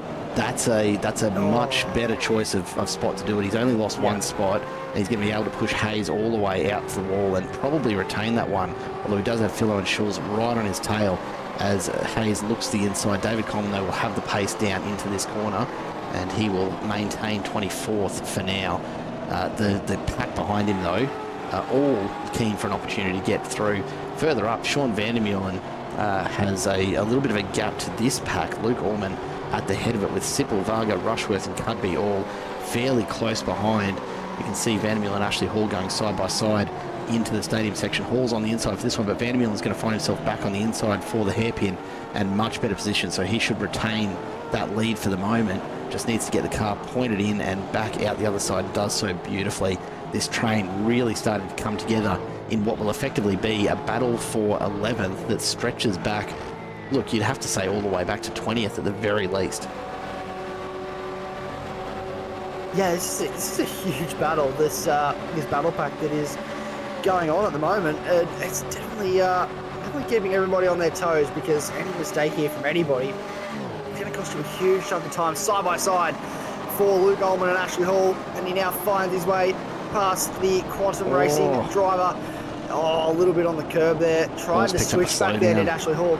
It's picked up a slowdown as a result. He cut too much of that corner, and that's cost him a heap of time, actually. And now he's got his teammates in Stephen Varga and Troy Sipple too far behind. He probably won't make it too difficult for them, I would imagine. But yeah, this battle pack, pretty much, yeah, I'd say from Sheldon van der Meulen all the way back to Jim Capronis in 20th, so almost 10 cars in this little train of a battle pack here, battling away. And then even third place, Matt Vanderkraan, all the way back to Mark Poynton in 8th. There's a train of cars going as well. So we've got a couple little battle packs forming here at the moment. Yeah, and it's always good to see, right? You want to see supercars actually driving around as a pack because it's just some of the most fun, honestly, as far as supercar racing goes. You don't want to see them too spread out. It's all about the door bang, after all. As we see a little bit further back, Troy Sipple sends it up the inside of Jamie Dyke. I think he might just hold on to this if he can get some drive down. Has to really run out over there, but Jamie Dyke's got the inside on these final couple of turns, and he'll get away here, although I think they're going to end up side by side down the main straight if they're not careful. It looks like Sipple just hasn't quite had the grip, hasn't quite had the speed to keep it going, and sure enough, Jamie Dyke picks up another spot. He's up into 15th, but a bit of a gap starting to open up ahead with Luke Orman just stretching his legs, Stephen Varga, Andrew Rushworth as well.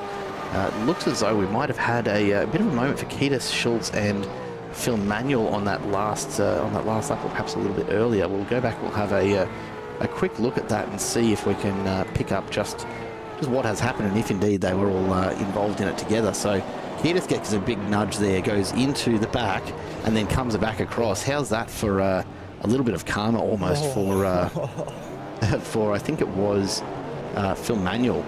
Perhaps into the back of Ketis. Craig Schulz out in front.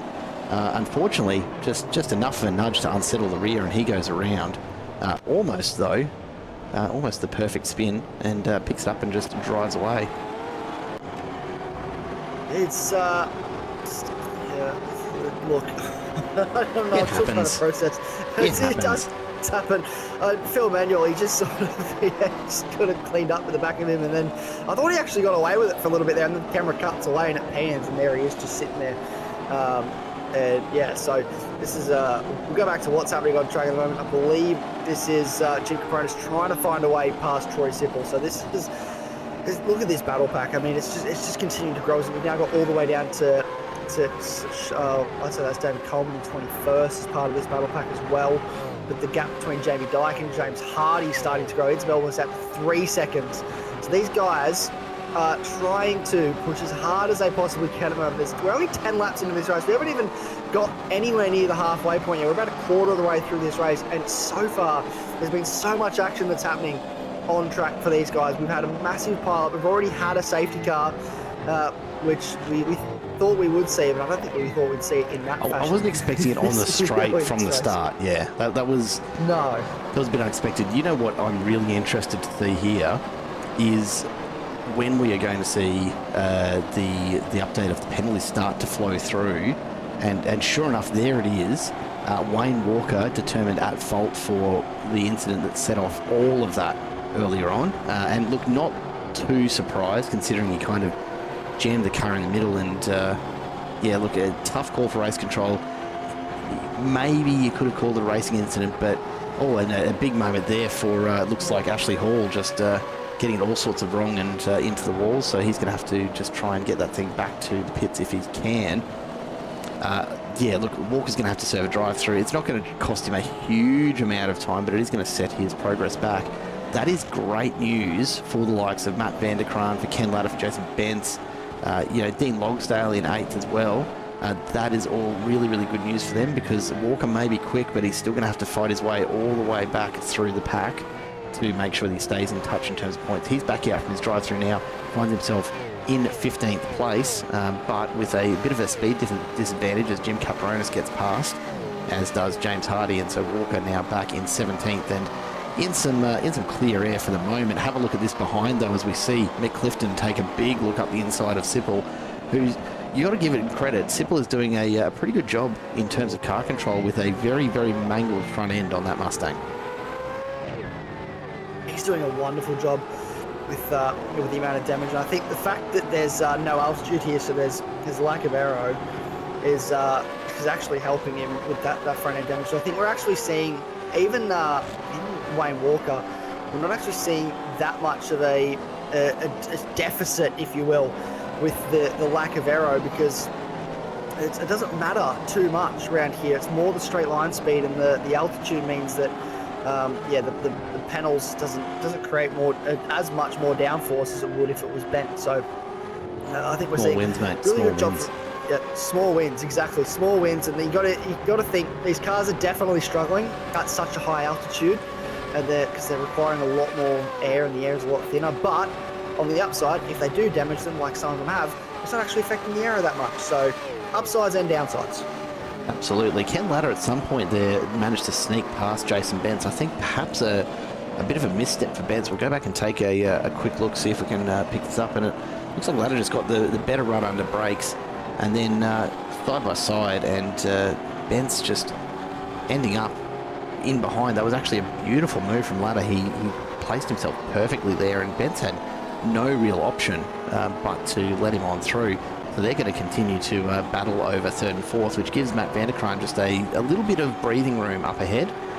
Joel Lusterval, the last of the drivers yet to pit for the first time, so he's out in front by a few seconds, but effectively Matt Vanderkraan leading this race at the moment. He'll be stoked with that. Dean Logsdale has found himself into 7th at the moment, so he's recovering nicely after that earlier issue. But have a look at this pack that we've got here. So Sippel, Coleman, Clifton and Vigar have all managed to find each other on track. This is now the battle for 16th behind the number 17 car of Sips. And David Coleman continues to try and just walk his way up. A little bit of a nudge along there from Rick Vigar. Mick Clifton slowing down too much for his liking. And just a couple of duos battling it out through a really, really fun little section of this Mexican track. Absolutely, and if I may, I'm going to campaign. We need a safety car. If we could have a safety car right now, close everybody right back up, that'd be really nice. That'd create a little bit of excitement, wouldn't it? But no, we've still got a couple of battles up the inside here for, I believe that's David Coleman gets on through. Coleman, but contact in the background. Oh, Mick Clifton just holds that. Power slide. He's done well to catch that.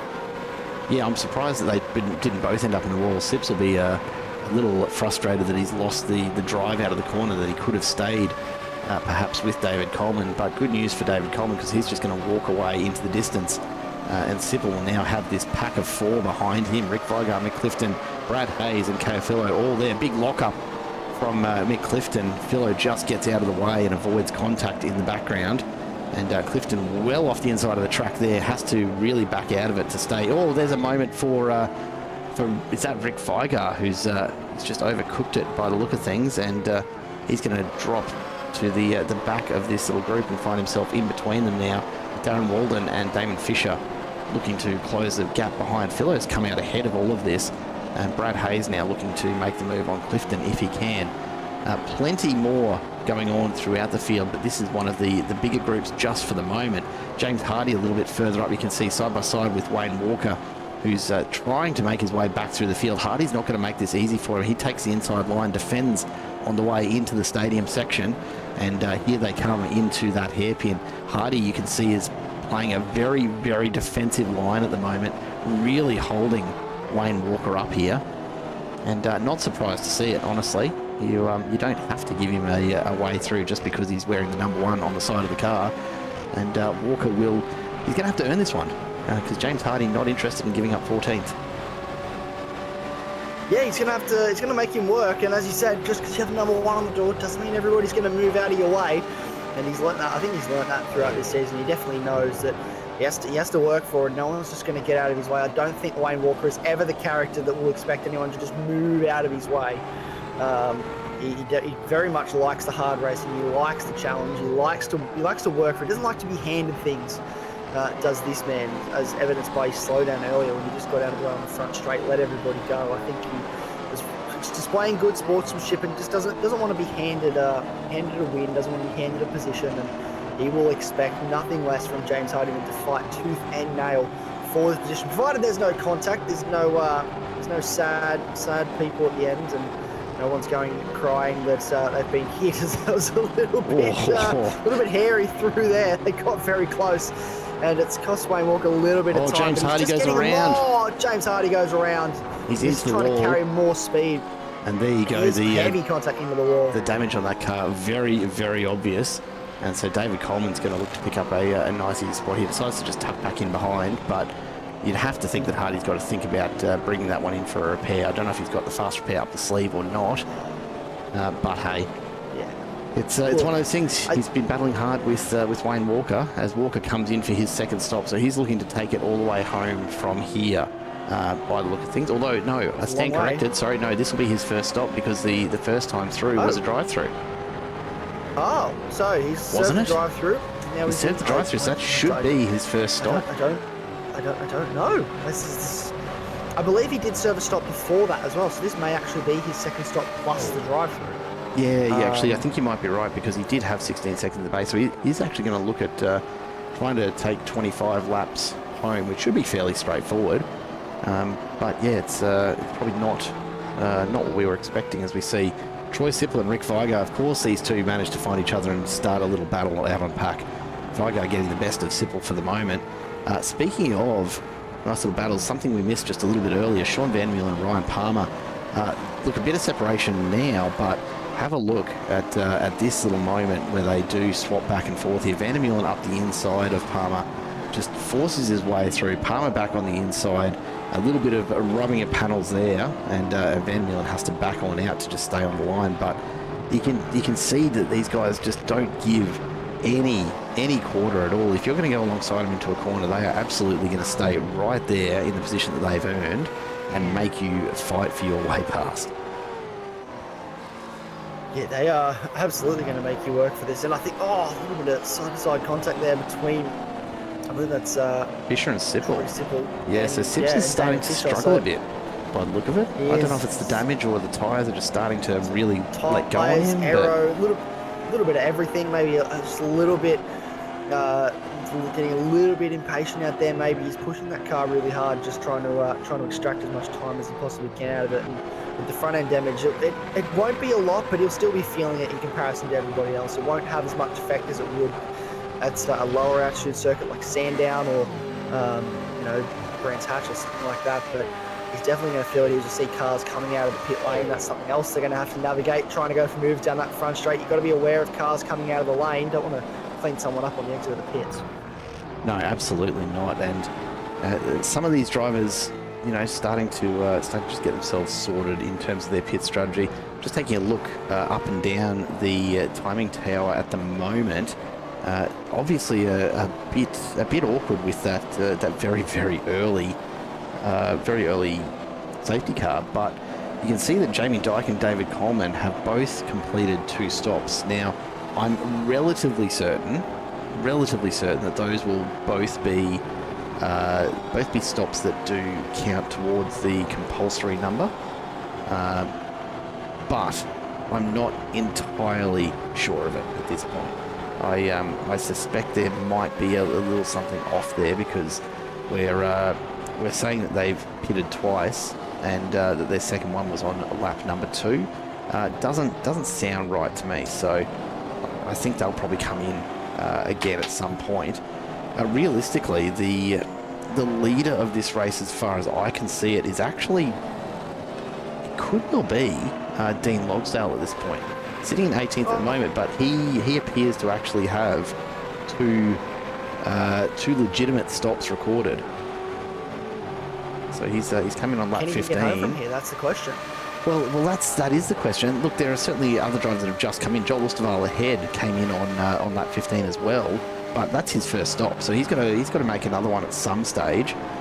Really, the pressure at the moment is all on the names up front to make sure they've got enough of a gap to get away with a stop. Right now, the gap to Matt Vanderkruijs in front for Dean Logsdale is about 49 seconds, which, when you consider that that's pretty well bang on what everyone's been spending in terms of their pit lane time coming in so far, it's going to be very, very close for Dean Logsdale. And it could just be that the undercut has worked massively in his favour despite the huge damage at the start of this race. Yeah, yeah, it's this is going to be a great comeback for Dean Logsdale.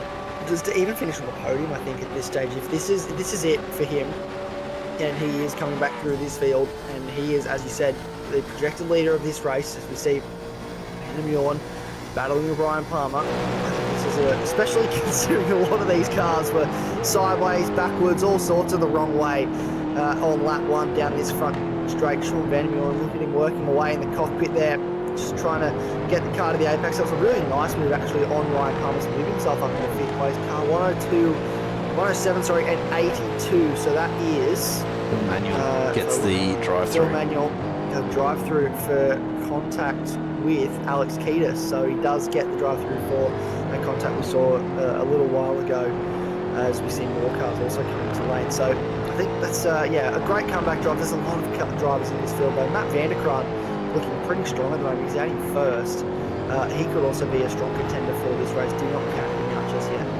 No, he's going to have plenty of pace, and as long as he can maintain a bit of clear air to keep running the sort of laps that he is, he's not going super fast, right? We're seeing 131s from him, but that's actually aligned to what most of the field are doing. Dean Logsdale, though, is just coming out on fresh tyres. He's just at a 130.74. Wayne Walker, a 130.65 on the last lap. So those fresh tyres definitely making a difference.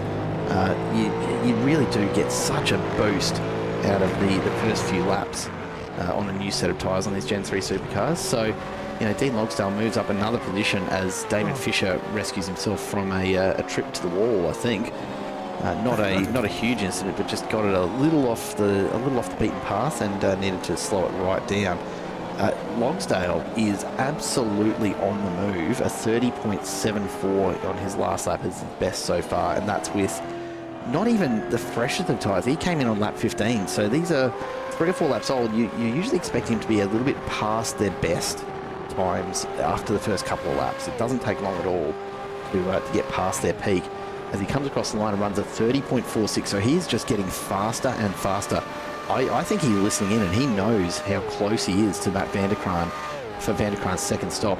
The gap now down to 47.1 to Vanderkraan, which is dangerously close to the amount of time that Vanderkraan's going to be looking at spending in the pits for his second stop. Spent 45.5 in the first time round. The question is, how much fuel is he going to have to take on? That is the question. How much fuel does he need to take on to get to the end of this race? The other thing I'm looking at as well, Wayne Walker has the fastest lap of the race at 30.1. So he's flying out there at the moment as well. He's in 16th place, and he's about a minute off the back of Matt Vanderkraan. So he is pushing. He's trying to make up places. He wants to get in that top 5, I think, before the end of this race, which would be a massive effort after a drive-through. I do believe he has served both his stops, maybe, but definitely don't quote me on that, because I could be very, very wrong. But we will obviously find out before the end of this race. But if that is all his stops done, we are almost finished in this race for Wayne Walker, then that could be a really good comeback drive after serving a drive-through as well. Yeah, absolutely could be. I'm just trying to decide what on earth has just crashed to the floor in my room here, folks. So I think we're all intact. I can't actually work out. It's all falling apart. Yeah, it's all falling apart, though I can't actually figure out what on earth it is. So no harm, no foul. Everything seems to be in one piece, and my screen is still working. So that's a bonus, as we see Dean Logsdale. He's made his way past Rick Vigar and really started to stretch the legs. A little bit slower that lap, just getting caught up in the battle with Vigar. A 32.2 not going to help him out. But Matt Vanderkraan now issued a drive-through penalty for the incident earlier on with David Logsdale. So yeah, it's that's going to be interesting, because it just brings Dean Logsdale a little bit closer to perhaps keeping the lead of this race as the rest of the pit stops come through.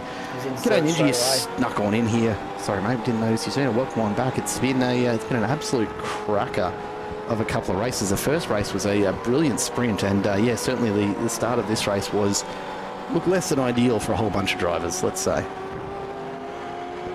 Yeah, look, it's certainly for, I think, about at least 50%, maybe 65% of the field, it was not an ideal start to the race at all. There was definitely quite a few drivers up Struggle Street. However, the safety car did help neutralise things and Ken Latta and Jason Bentz, they now have an opportunity to battle for the lead of this race as it stands at the moment. Both need to serve another stop before the end of this race. But if I'm Dean Logsdale, I'm cheering at the moment. Matt Vanderkram, he's still 14 seconds up the road, or probably a little bit more, maybe about, what's that? Maybe, let me do maths in my head. Yeah, about 14. We'll call it 14. 20, but he's still going to come in for a second stop. 23 seconds up the road, it looks like, from Dean Logsdale. But as you said, he has to come in for a second stop. So that's a long time.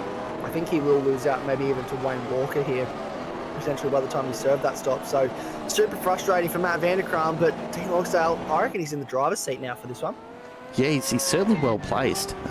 What I will note is that the drive-through for Matt Vanderkram hasn't counted as a pit stop in our telemetry. So that says to me that if we're seeing 2 stops, that could be accurate. I'm still not sure how it is that Jamie Dyke and David Coleman have both had 2 stops in the first 2 laps. I mean, did they tow around and then stop under the safety car again? Maybe that's that can't be, because does the safety car count as a compulsory stop? That's my question. You can get 1 stop done under safety car and have it count as a compulsory stop. Does the tow count? Does the tow? Well, you'd have to think that would be. You'd have to think that if that's what they've done, then that would be your compulsory stop, and there's no actual benefit to coming in again. But I'm starting to wonder if maybe I need to dive into the rule book and understand if there's some kind of weird wording that actually allows that to count as 2. I can't imagine it does. In either case, I don't know that that's going to make a massive amount of difference for Dyke and Coleman, because they must surely be thinking about fuel saving if they're trying to run the entire 40 laps, more or less, with the fuel that they've managed to take on board early on.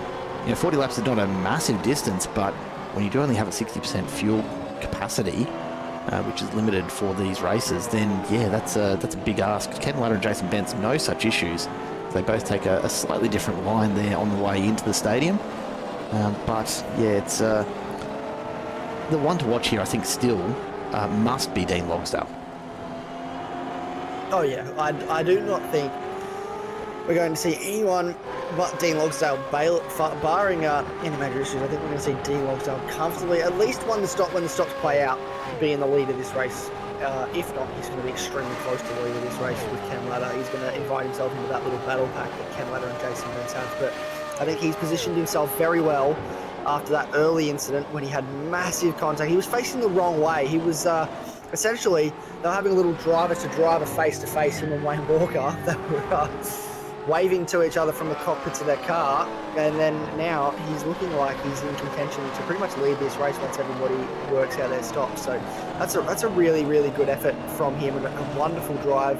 Just shows the power of the safety car as well, and how much that can sort of save your race, especially when it's early on like that. You have a massive incident and it just neutralises the field, gives everybody an opportunity to come back into this, because I think if we didn't have that safety car, there'd be quite a large number of drivers that would be well out of this race.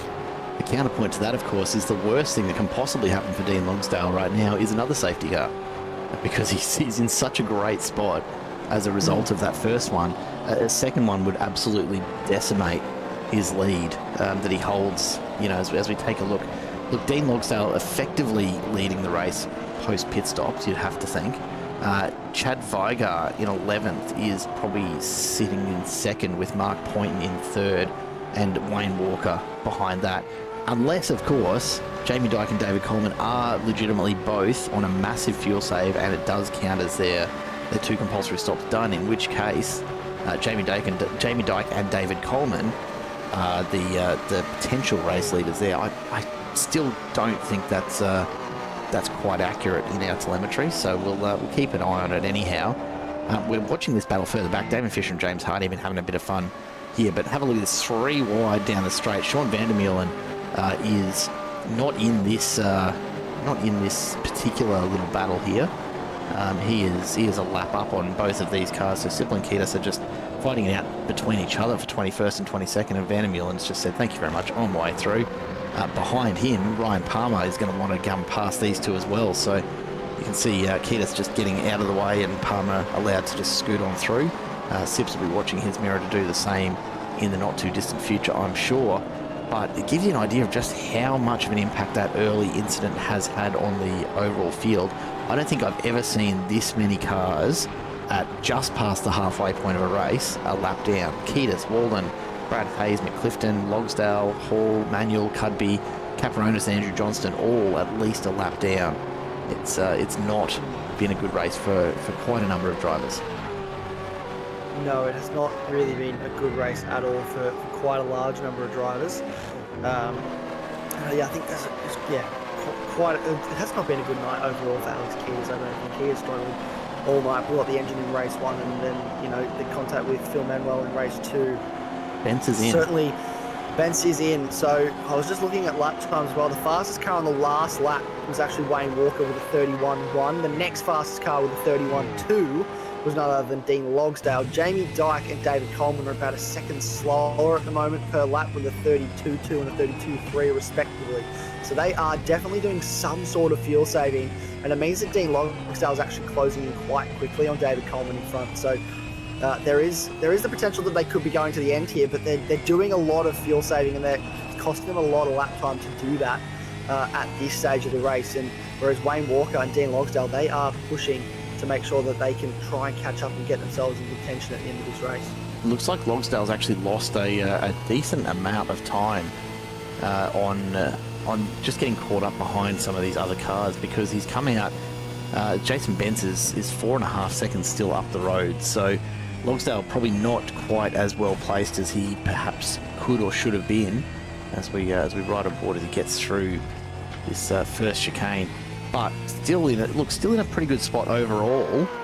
It just does make me think that maybe there is not quite as much of an opportunity for him to come out ahead of Ken Latta, who's still out there in front. He's about 45 seconds up the road from Logsdale as he comes into the pits now. And this is almost shot for shot where Logsdale was last lap as Jason Bence came in. So the question will be, how quickly can Latta get in and out of the pits? And can he stay ahead of Logsdale, or is he going to be battling right alongside him? I reckon it's going to be a very, very close thing.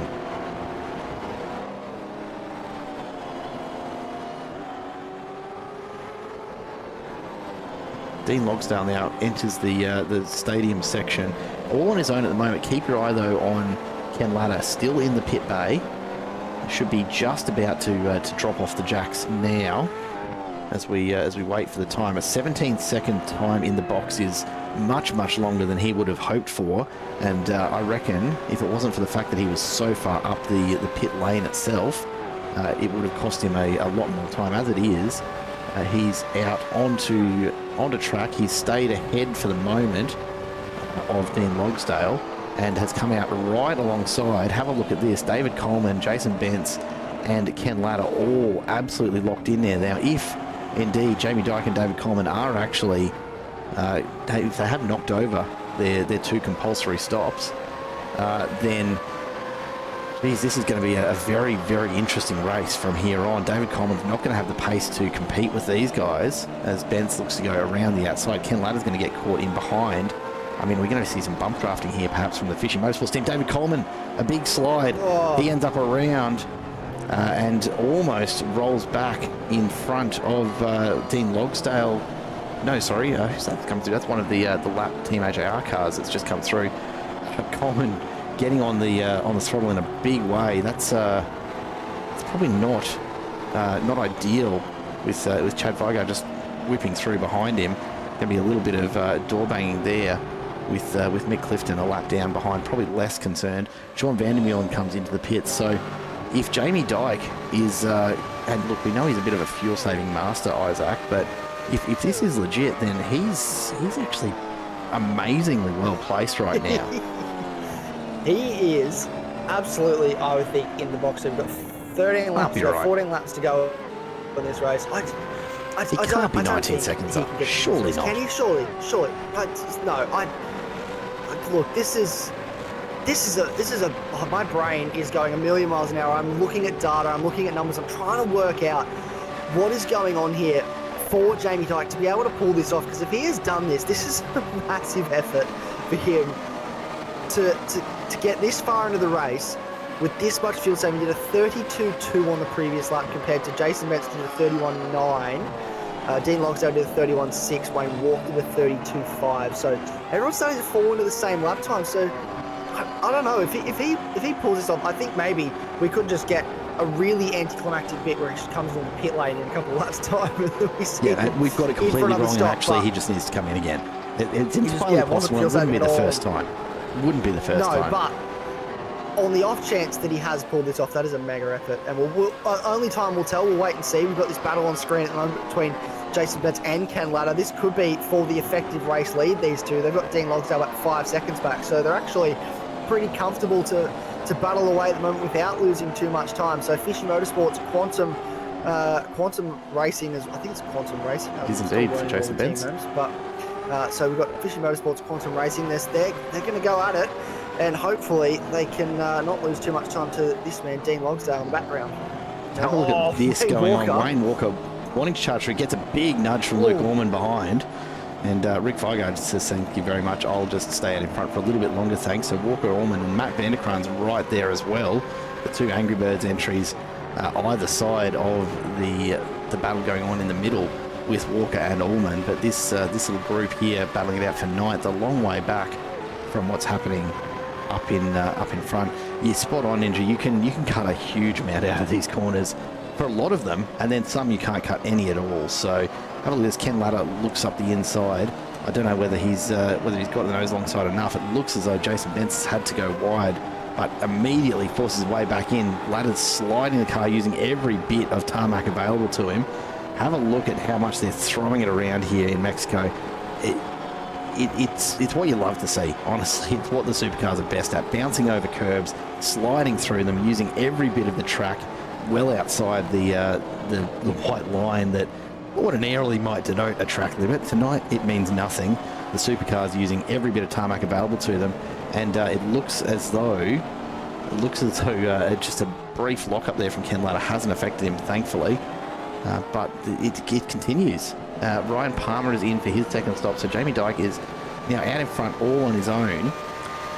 What I'm interested to see, and we might just jump on board, have a look at what sort of pace we're actually seeing from Dyke here. It looked to me like and we might have just jumped on board at the wrong time, right? But he does look to be, and without any in-car audio here, for me, it looks as though he is shifting fairly early, and it doesn't look to be bloating for too long off the throttle as he entered those corners, though. So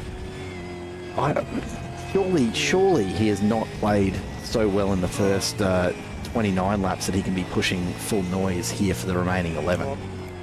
Look, a 32.7 on the previous lap, and Jason Bentz did a 32.5, and anything else up and down the field. 32.5 also for Luke Owen, 31.3 for Wayne Walker. So, look, he's actually not that far off the times that other guys at the front of the field are doing, Jamie Dyke, but it is a question of, is he fuel saving? As you said, it does definitely look like he's upshifting a little bit early, maybe not revving it all the way, but he's then not as cautious through the corners. Maybe he's driving to a number. Maybe he has a number in his head. He's actually very consistent with his lap times at the moment. And that is around that 32. Oh, here he goes. He's in. So he's in. So he has come in. There we go. So we've blown it completely. Yeah, we've blown that completely. And well, either that or he's decided that actually I don't quite have enough to get home and just needs a really quick splash and dash. But either way, there's no way he's getting through the pit lane quick enough to hold off Ken Latta, who's already at the start-finish line here. The good news for Latta, though, is that it's only really Jason Bentz anywhere close at the moment. You know, Logsdale is a fair way back. You can just see him coming under the bridge at the very back there, but not really a threat at the moment. So Ken Latta is brilliantly positioned for the remaining 10 laps if he can just hold off Jason Bentz. Either way, it's going to be a great result for him. And also for Dean Logsdale, who's got a massive gap back to Sean Vandermeer, and Wayne Walker getting really held up at the moment. He's managed to move forward a few more spots, but he's sitting all the way back here in 8th. It's going to cost him some decent points here tonight. Yeah. I think he's going to be pretty glad for that 100-point lead. I think he definitely is. Sean Vandermeer, by the way, up 26 spots in this race. Massive drive. He is. Massive drive. Massive drive. Absolutely massive. He has driven the wheels off that thing today. He's done a massive job. Chad Weiger, 9 spots up in this race. Rick Vigar up 10 spots in this race. Ryan Palmer up 4. Ken Ladder to lead this race, he's up 5 spots. So some of these guys putting in absolutely mega efforts today to move through this field. Spare a thought for a couple of drivers that have lost it out today. Matt Vanderkruijs down 9 spots, Jamie Dyke down 8 spots, David Coleman down 11, and they're struggling. Wayne Walker also down 3 spots in this race. So Jason Betts started in second, is still second. He's one of the few drivers that have not moved anywhere from his original starting position, which is actually surprising considering all the action we've seen. That's Ken Ladder, 5-second penalty for a pit lane breach. So the race leader has actually been handed a 5-second time penalty, which will be added to his race time at the end of the race. And as it stands at the moment, that's going to put him third. And I will almost guarantee that what's happened there, and ASR are absolutely stringent on this, so I'm not super surprised that it's come up at some point. But you must stay in the fast lane of the pits. You're only allowed to actually pull across when you actually get to your pit bay. So let's take a look as Ken Ladder entered the pit lane this time around. We'll see if we can get a decent view of it. It might be a little tricky with this pesky little stadium in the way. Let's see what we can find. I don't know if we'll get a better shot. So have a look at him come down. So he stays in the lane here. I wonder if he just pulls across a little bit too early, because that's gonna massively change. Oh, he's drifting across there. That's a long way back from his bay. 6, 7, Yeah, that's like 9 bays I reckon that he sat in before he actually pulled in to his base. So no wonder he's been hit with a little bit of a breach there. So that'll be frustrating for Ken Ladder because he's leading this race quite comfortably.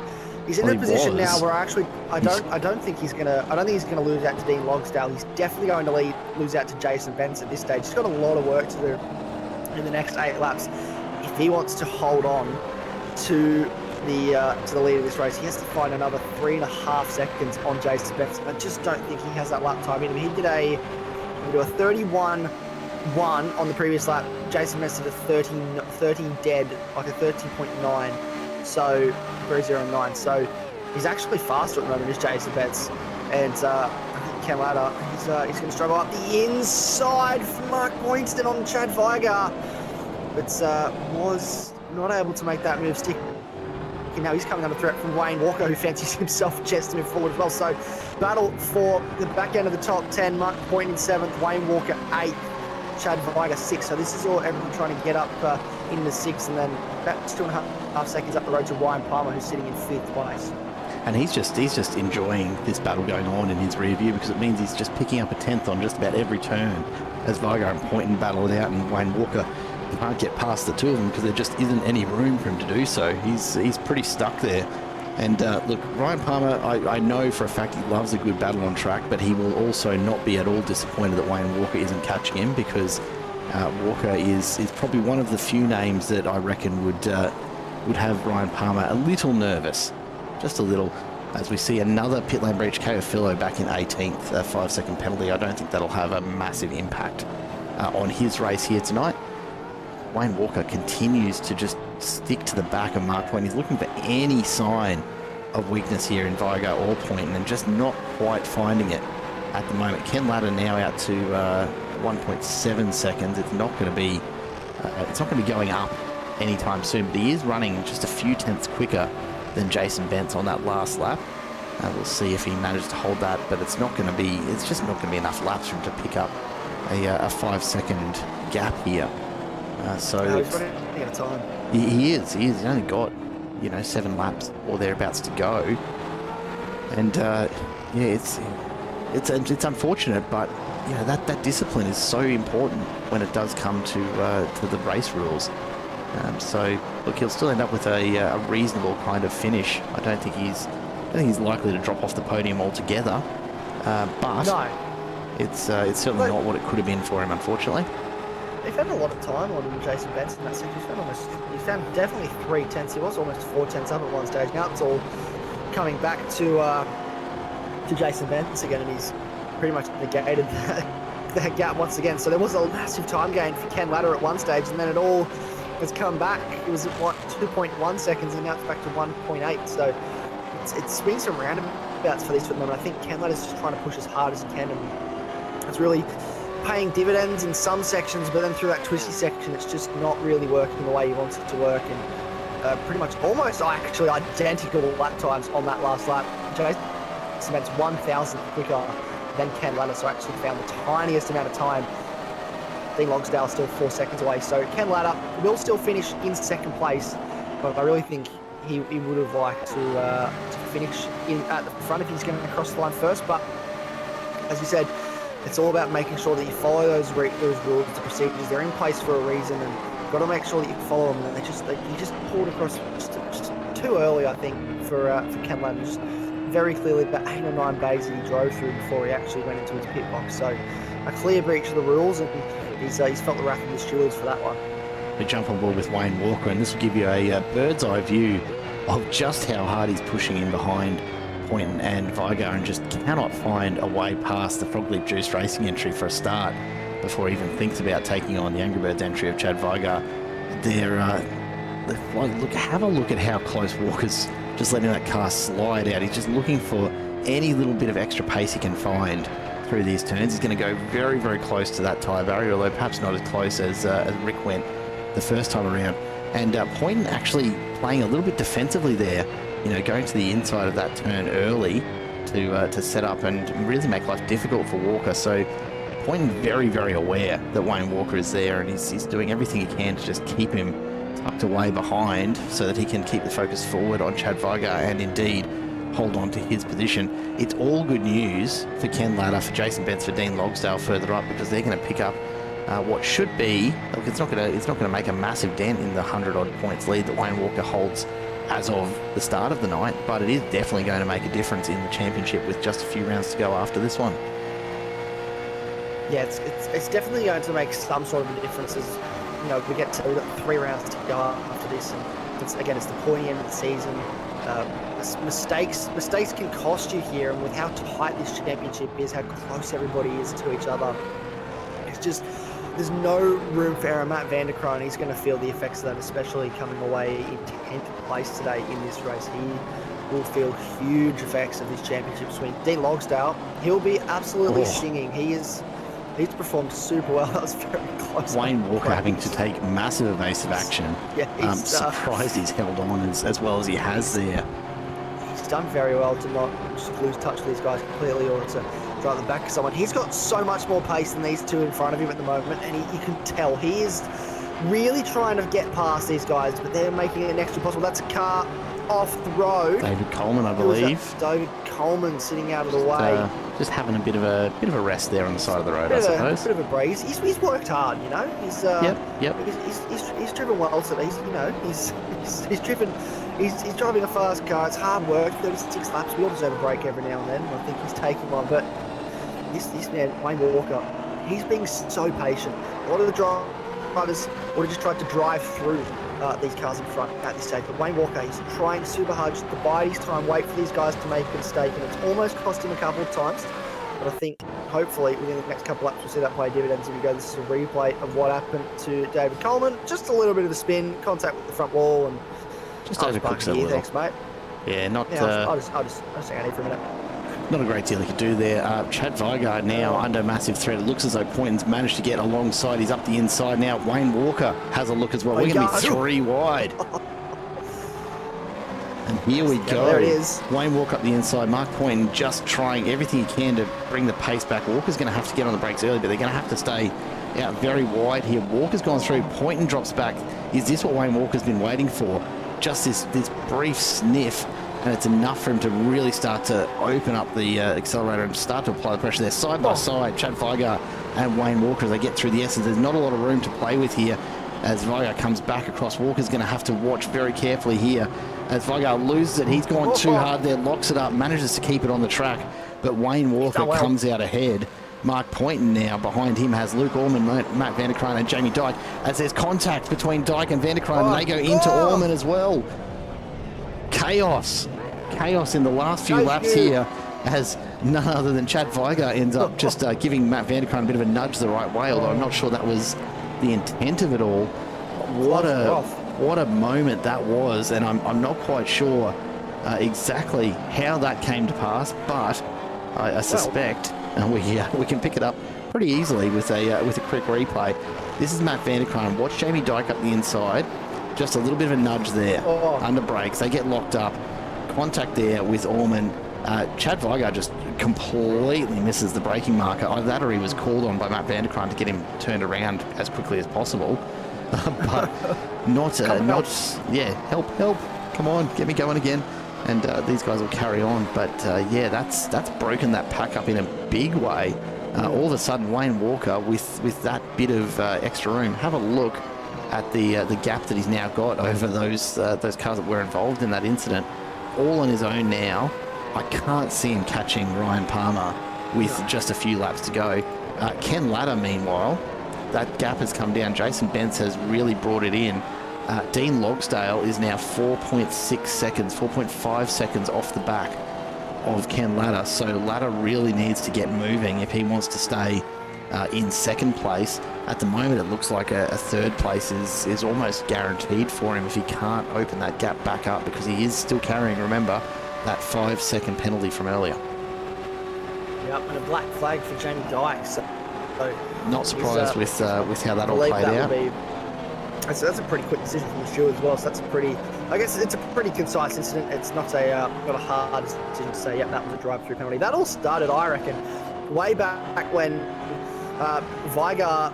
I'm trying to work out who was involved in that early side-by-side when Weiger and Walker and who else was in that battle point and went side-by-side 3 wide on the exit of turn 3 and then into the hairpin at 4, and then side-by-side between.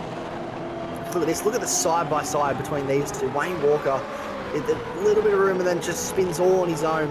Does Chad Weiger, and Chad Weiger did a little bit of the same thing to Wayne Walker. Really, there was a barrier on Wayne Walker's inside. I thought he'd go into it for a second there, and then just between Dyke and oh man, there's just so much that went on between those guys. It's a massive battle. So much to unpack in about half a lap's worth of racing between about six cars. That was a lot of push and shove, a lot of side by side action, and ended in tears for quite a few drivers.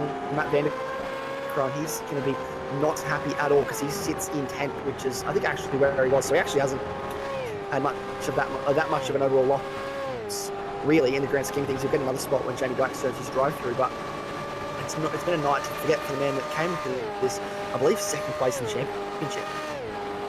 As we take a look at the movers and shakers, as Pato calls out, look, I think absolutely spot on. Driver of the day to Sean Vandermeulen, and if not for the singlet, then for the number of positions that he's picked up here in race number 2, up 26 places from where he started, and he is on track to finish in 4th quite comfortably. Massive drive for Vandermeulen. Yeah, he's done a superb job, honestly. Like, I cannot overstate. Just 26 spots in this race is no mean feat, and look, I can't process. I know the key part to that is he didn't pit. He stayed out of trouble in that major incident at turn 1, and then he didn't pit. And we thought that might have been a little bit of an Achilles heel for him, but somehow, still having to serve 2 stops, he's made it work, and he's still in 4th place at the end of things. He's just had a lot of pace in that car. He wasn't able to use it in race 1 after getting caught up in that early incident. I believe it was Phil Manuel in race 1. So he's had a couple moments where he moved backwards, but he'll be super happy with this, I would say. And how could you not be? Up 26 spots, 4th place in this race. He's about 9 seconds back on Dean Logsdale, but he's ahead of Ryan Palmer by about 3 seconds. And with a couple laps to go, you'd pretty much think that 4th place is safe, as we actually do start the last lap. So 1.4 seconds is the gap from Ken Latta to Jason Bentz, but crucially, Dean Logsdale is within 4 seconds of Ken Latta. So as it stands at the moment, Ken Latta's going to drop all the way back to third. Well, not all the way back to third place, not that far, but he is going to go from the top step of the podium to the bottom step of the podium. Look, at least he's still up there. He's still going to have a bit of champagne at the end of the day, but yeah, it's one of those things, right? What could have been for Ken Latta, and it's not a huge deal of points, the difference. I think for all of these drivers up front, The thing they've been watching is Wayne Walker's progress through the field. He's closed in pretty impressively, honestly, on Ryan Palmer, who's now only sitting, 6 odd seconds ahead. It's definitely coming down, but as long as Palmer maintains his composure here, Wayne Walker is going to finish up in 6th, which honestly could have been so much worse considering the night that we've had here. Ken Latta comes into the stadium for the very last time as we start to make our way home to the checkered flag. It's been a very, very interesting 40 laps. There's no other way to put it. All sorts of chaos, all sorts of excitement across the course of this race. As we come on home, here comes Ken Latta. He'll cross first on track, but of course a penalty awaiting him. Jason Bentz will pick up the official win, with Dean Logsdale moving up to 2nd. Sean Vandermeulen, though, comes across the line, and he will pick up 4th place. A massive drive from him, up 26 places. Ryan Palmer comes home up 5, and here comes Wayne Walker in 6th. Huge effort for Sean Vandermeulen tonight. Ken Latta, Jason Bentz, Dean Logsdale somehow surviving. You've got to hand it to some of these drivers who somehow made it back from that first lap carnage to still be back up into the top 10 is hard to believe, honestly. As Logsdale gives a little flash of the lights on the way past, Bentz is going to pull up alongside. Now, we did speak to Ken Latta, I'm sure, just a couple of weeks ago about practicing some burnouts. It looks like he hasn't done enough to want to try anything on just for the moment. Very, very close finish there for Oosterwal and Damon Fisher, really right alongside each other at the line. G'day, Zoe. Good to have you in the chat, my friend. Just a bit of support and love for Sean as well. And look, some big finishes right throughout. Jason Bentz, I'm not sure if he'll be aware of the penalty that awaits Ken Latta, but we'll certainly look to bring him up to speed as the rest of these drivers come home. KFLO had a bit of a race to forget as well tonight. Not the only one by any stretch of the imagination. No, definitely not. But that is the end of 40 laps here at Mexico. And I'll tell you what, an eventful one, absolutely. This is how it looks at the end of that one. Ken Latta comes home ahead of Jason Bentz and Dean Logsdale on track. With a 5-second penalty, though, he will drop to 3rd place. Sean Vandermeulen comes home in 4th ahead of Ryan Palmer. Then Wayne Walker and Luke Allman ahead of Vargs and Vanderkraan. Chad Vigar sneaks into the top 10 as well. Then Mark Point and Joel Oosterwal just outside it, with David Fisher and Andrew Rushworth a bit further back. Jamie Dyke, to his credit, finishing in 15th after the huge incident early on that put him into the wall. So despite us getting the what's the word I'm looking for, the pit stops a bit out of whack, it's actually ended up pretty well for him, all things considered. It's not the worst it could have been for Jamie Dyke, for sure. G'day, Super Crusher. Thank you so much. Look, we try to catch everyone crossing the line. We try to catch everything as we get 30 odd cars stream across there. Sometimes we'll sit and watch them come across. Other times we will unfortunately just try and jump around a bit and catch some of the very late battles going on. It's always a bit of a tough call as to which we try and take in, but feedback always a gift. Thank you so much for being on with us here tonight, as we go now to have a bit of a chat to some of these drivers as they come through. And I think we might start tonight with the 2nd place on track. Jason Bentz, welcome to the booth, my friend. Yeah, cheers, mate. How's it going? Look, doing pretty well. What a race, hey? A first lap to forget for a lot of drivers. You seem to have come off pretty well, all things considered. Yeah, the crash test dummy helmet still doesn't seem to be helping me, but at least we got away with it tonight. And mate, I still haven't looked at what happened at the start either. So. Look, I can tell you from a couple of reviews that we did that it was just a case of Wayne Walker ending up with his nose in between, I think it was Jamie Dyke and maybe someone else in there as well, and chaos. I think I was in there somewhere. I was going to say that might have been something to do with it, but absolute chaos. As it stands, though, I'm not sure if anyone's told you on the team chat as well, but it looks like you'll be kicking up the win post penalties here tonight, with Ken Latta unfortunately holding on to a 5-second pit lane breach. So, mate, a bit of a congratulations in order for taking out the top spot after penalties here tonight in race 2. Yeah, I heard the penalty over comms from race control, so I figured if I just held on to him, he had the early pace, but I think I sort of pulled a little bit back at the end of near the end of that stint, which I did in the first stint as well. Yeah, and that late pace making all the difference. Talk to us about how the drive actually was here. Obviously, a pretty high altitude track. It does really impact on the performance of the car. How did you find it out there? I can't really comment about how the track drives until they fix the off tracks, because that's pretty ridiculous. Yeah, look, there's a lot of available track here to use, isn't there? Yeah, it depends how good a run you get through every corner and how much you want to commit towards that, the tyre bundles, and yeah, each corner flows onto each corner, and I didn't figure out the fast way yet, but... Well, mate, look, fast enough tonight, that's for sure. Massive congratulations on the win. Anyone you want to say hello to or give a shout out to before we let you go back to the team and have a chat and debrief on that one? Just shout out to all the Quantum boys and the boys at XCM. Not that they'll be listening, but yeah, shout out to Quantum Tint Solutions, the sponsors of the series as well. Remind me what that is, but thanks to them too. Solar Guard, Quantum Tint Solutions, AA West Automotive. You've got, of course, Nicol Photography. Thanks to all of those guys. All of them. No, always. And yourself bring the broadcast each week, so. Mate, thanks for putting on a show tonight. It has been an absolute, I say this too often, but it really has been a cracker of a race tonight, and great from our perspective to watch.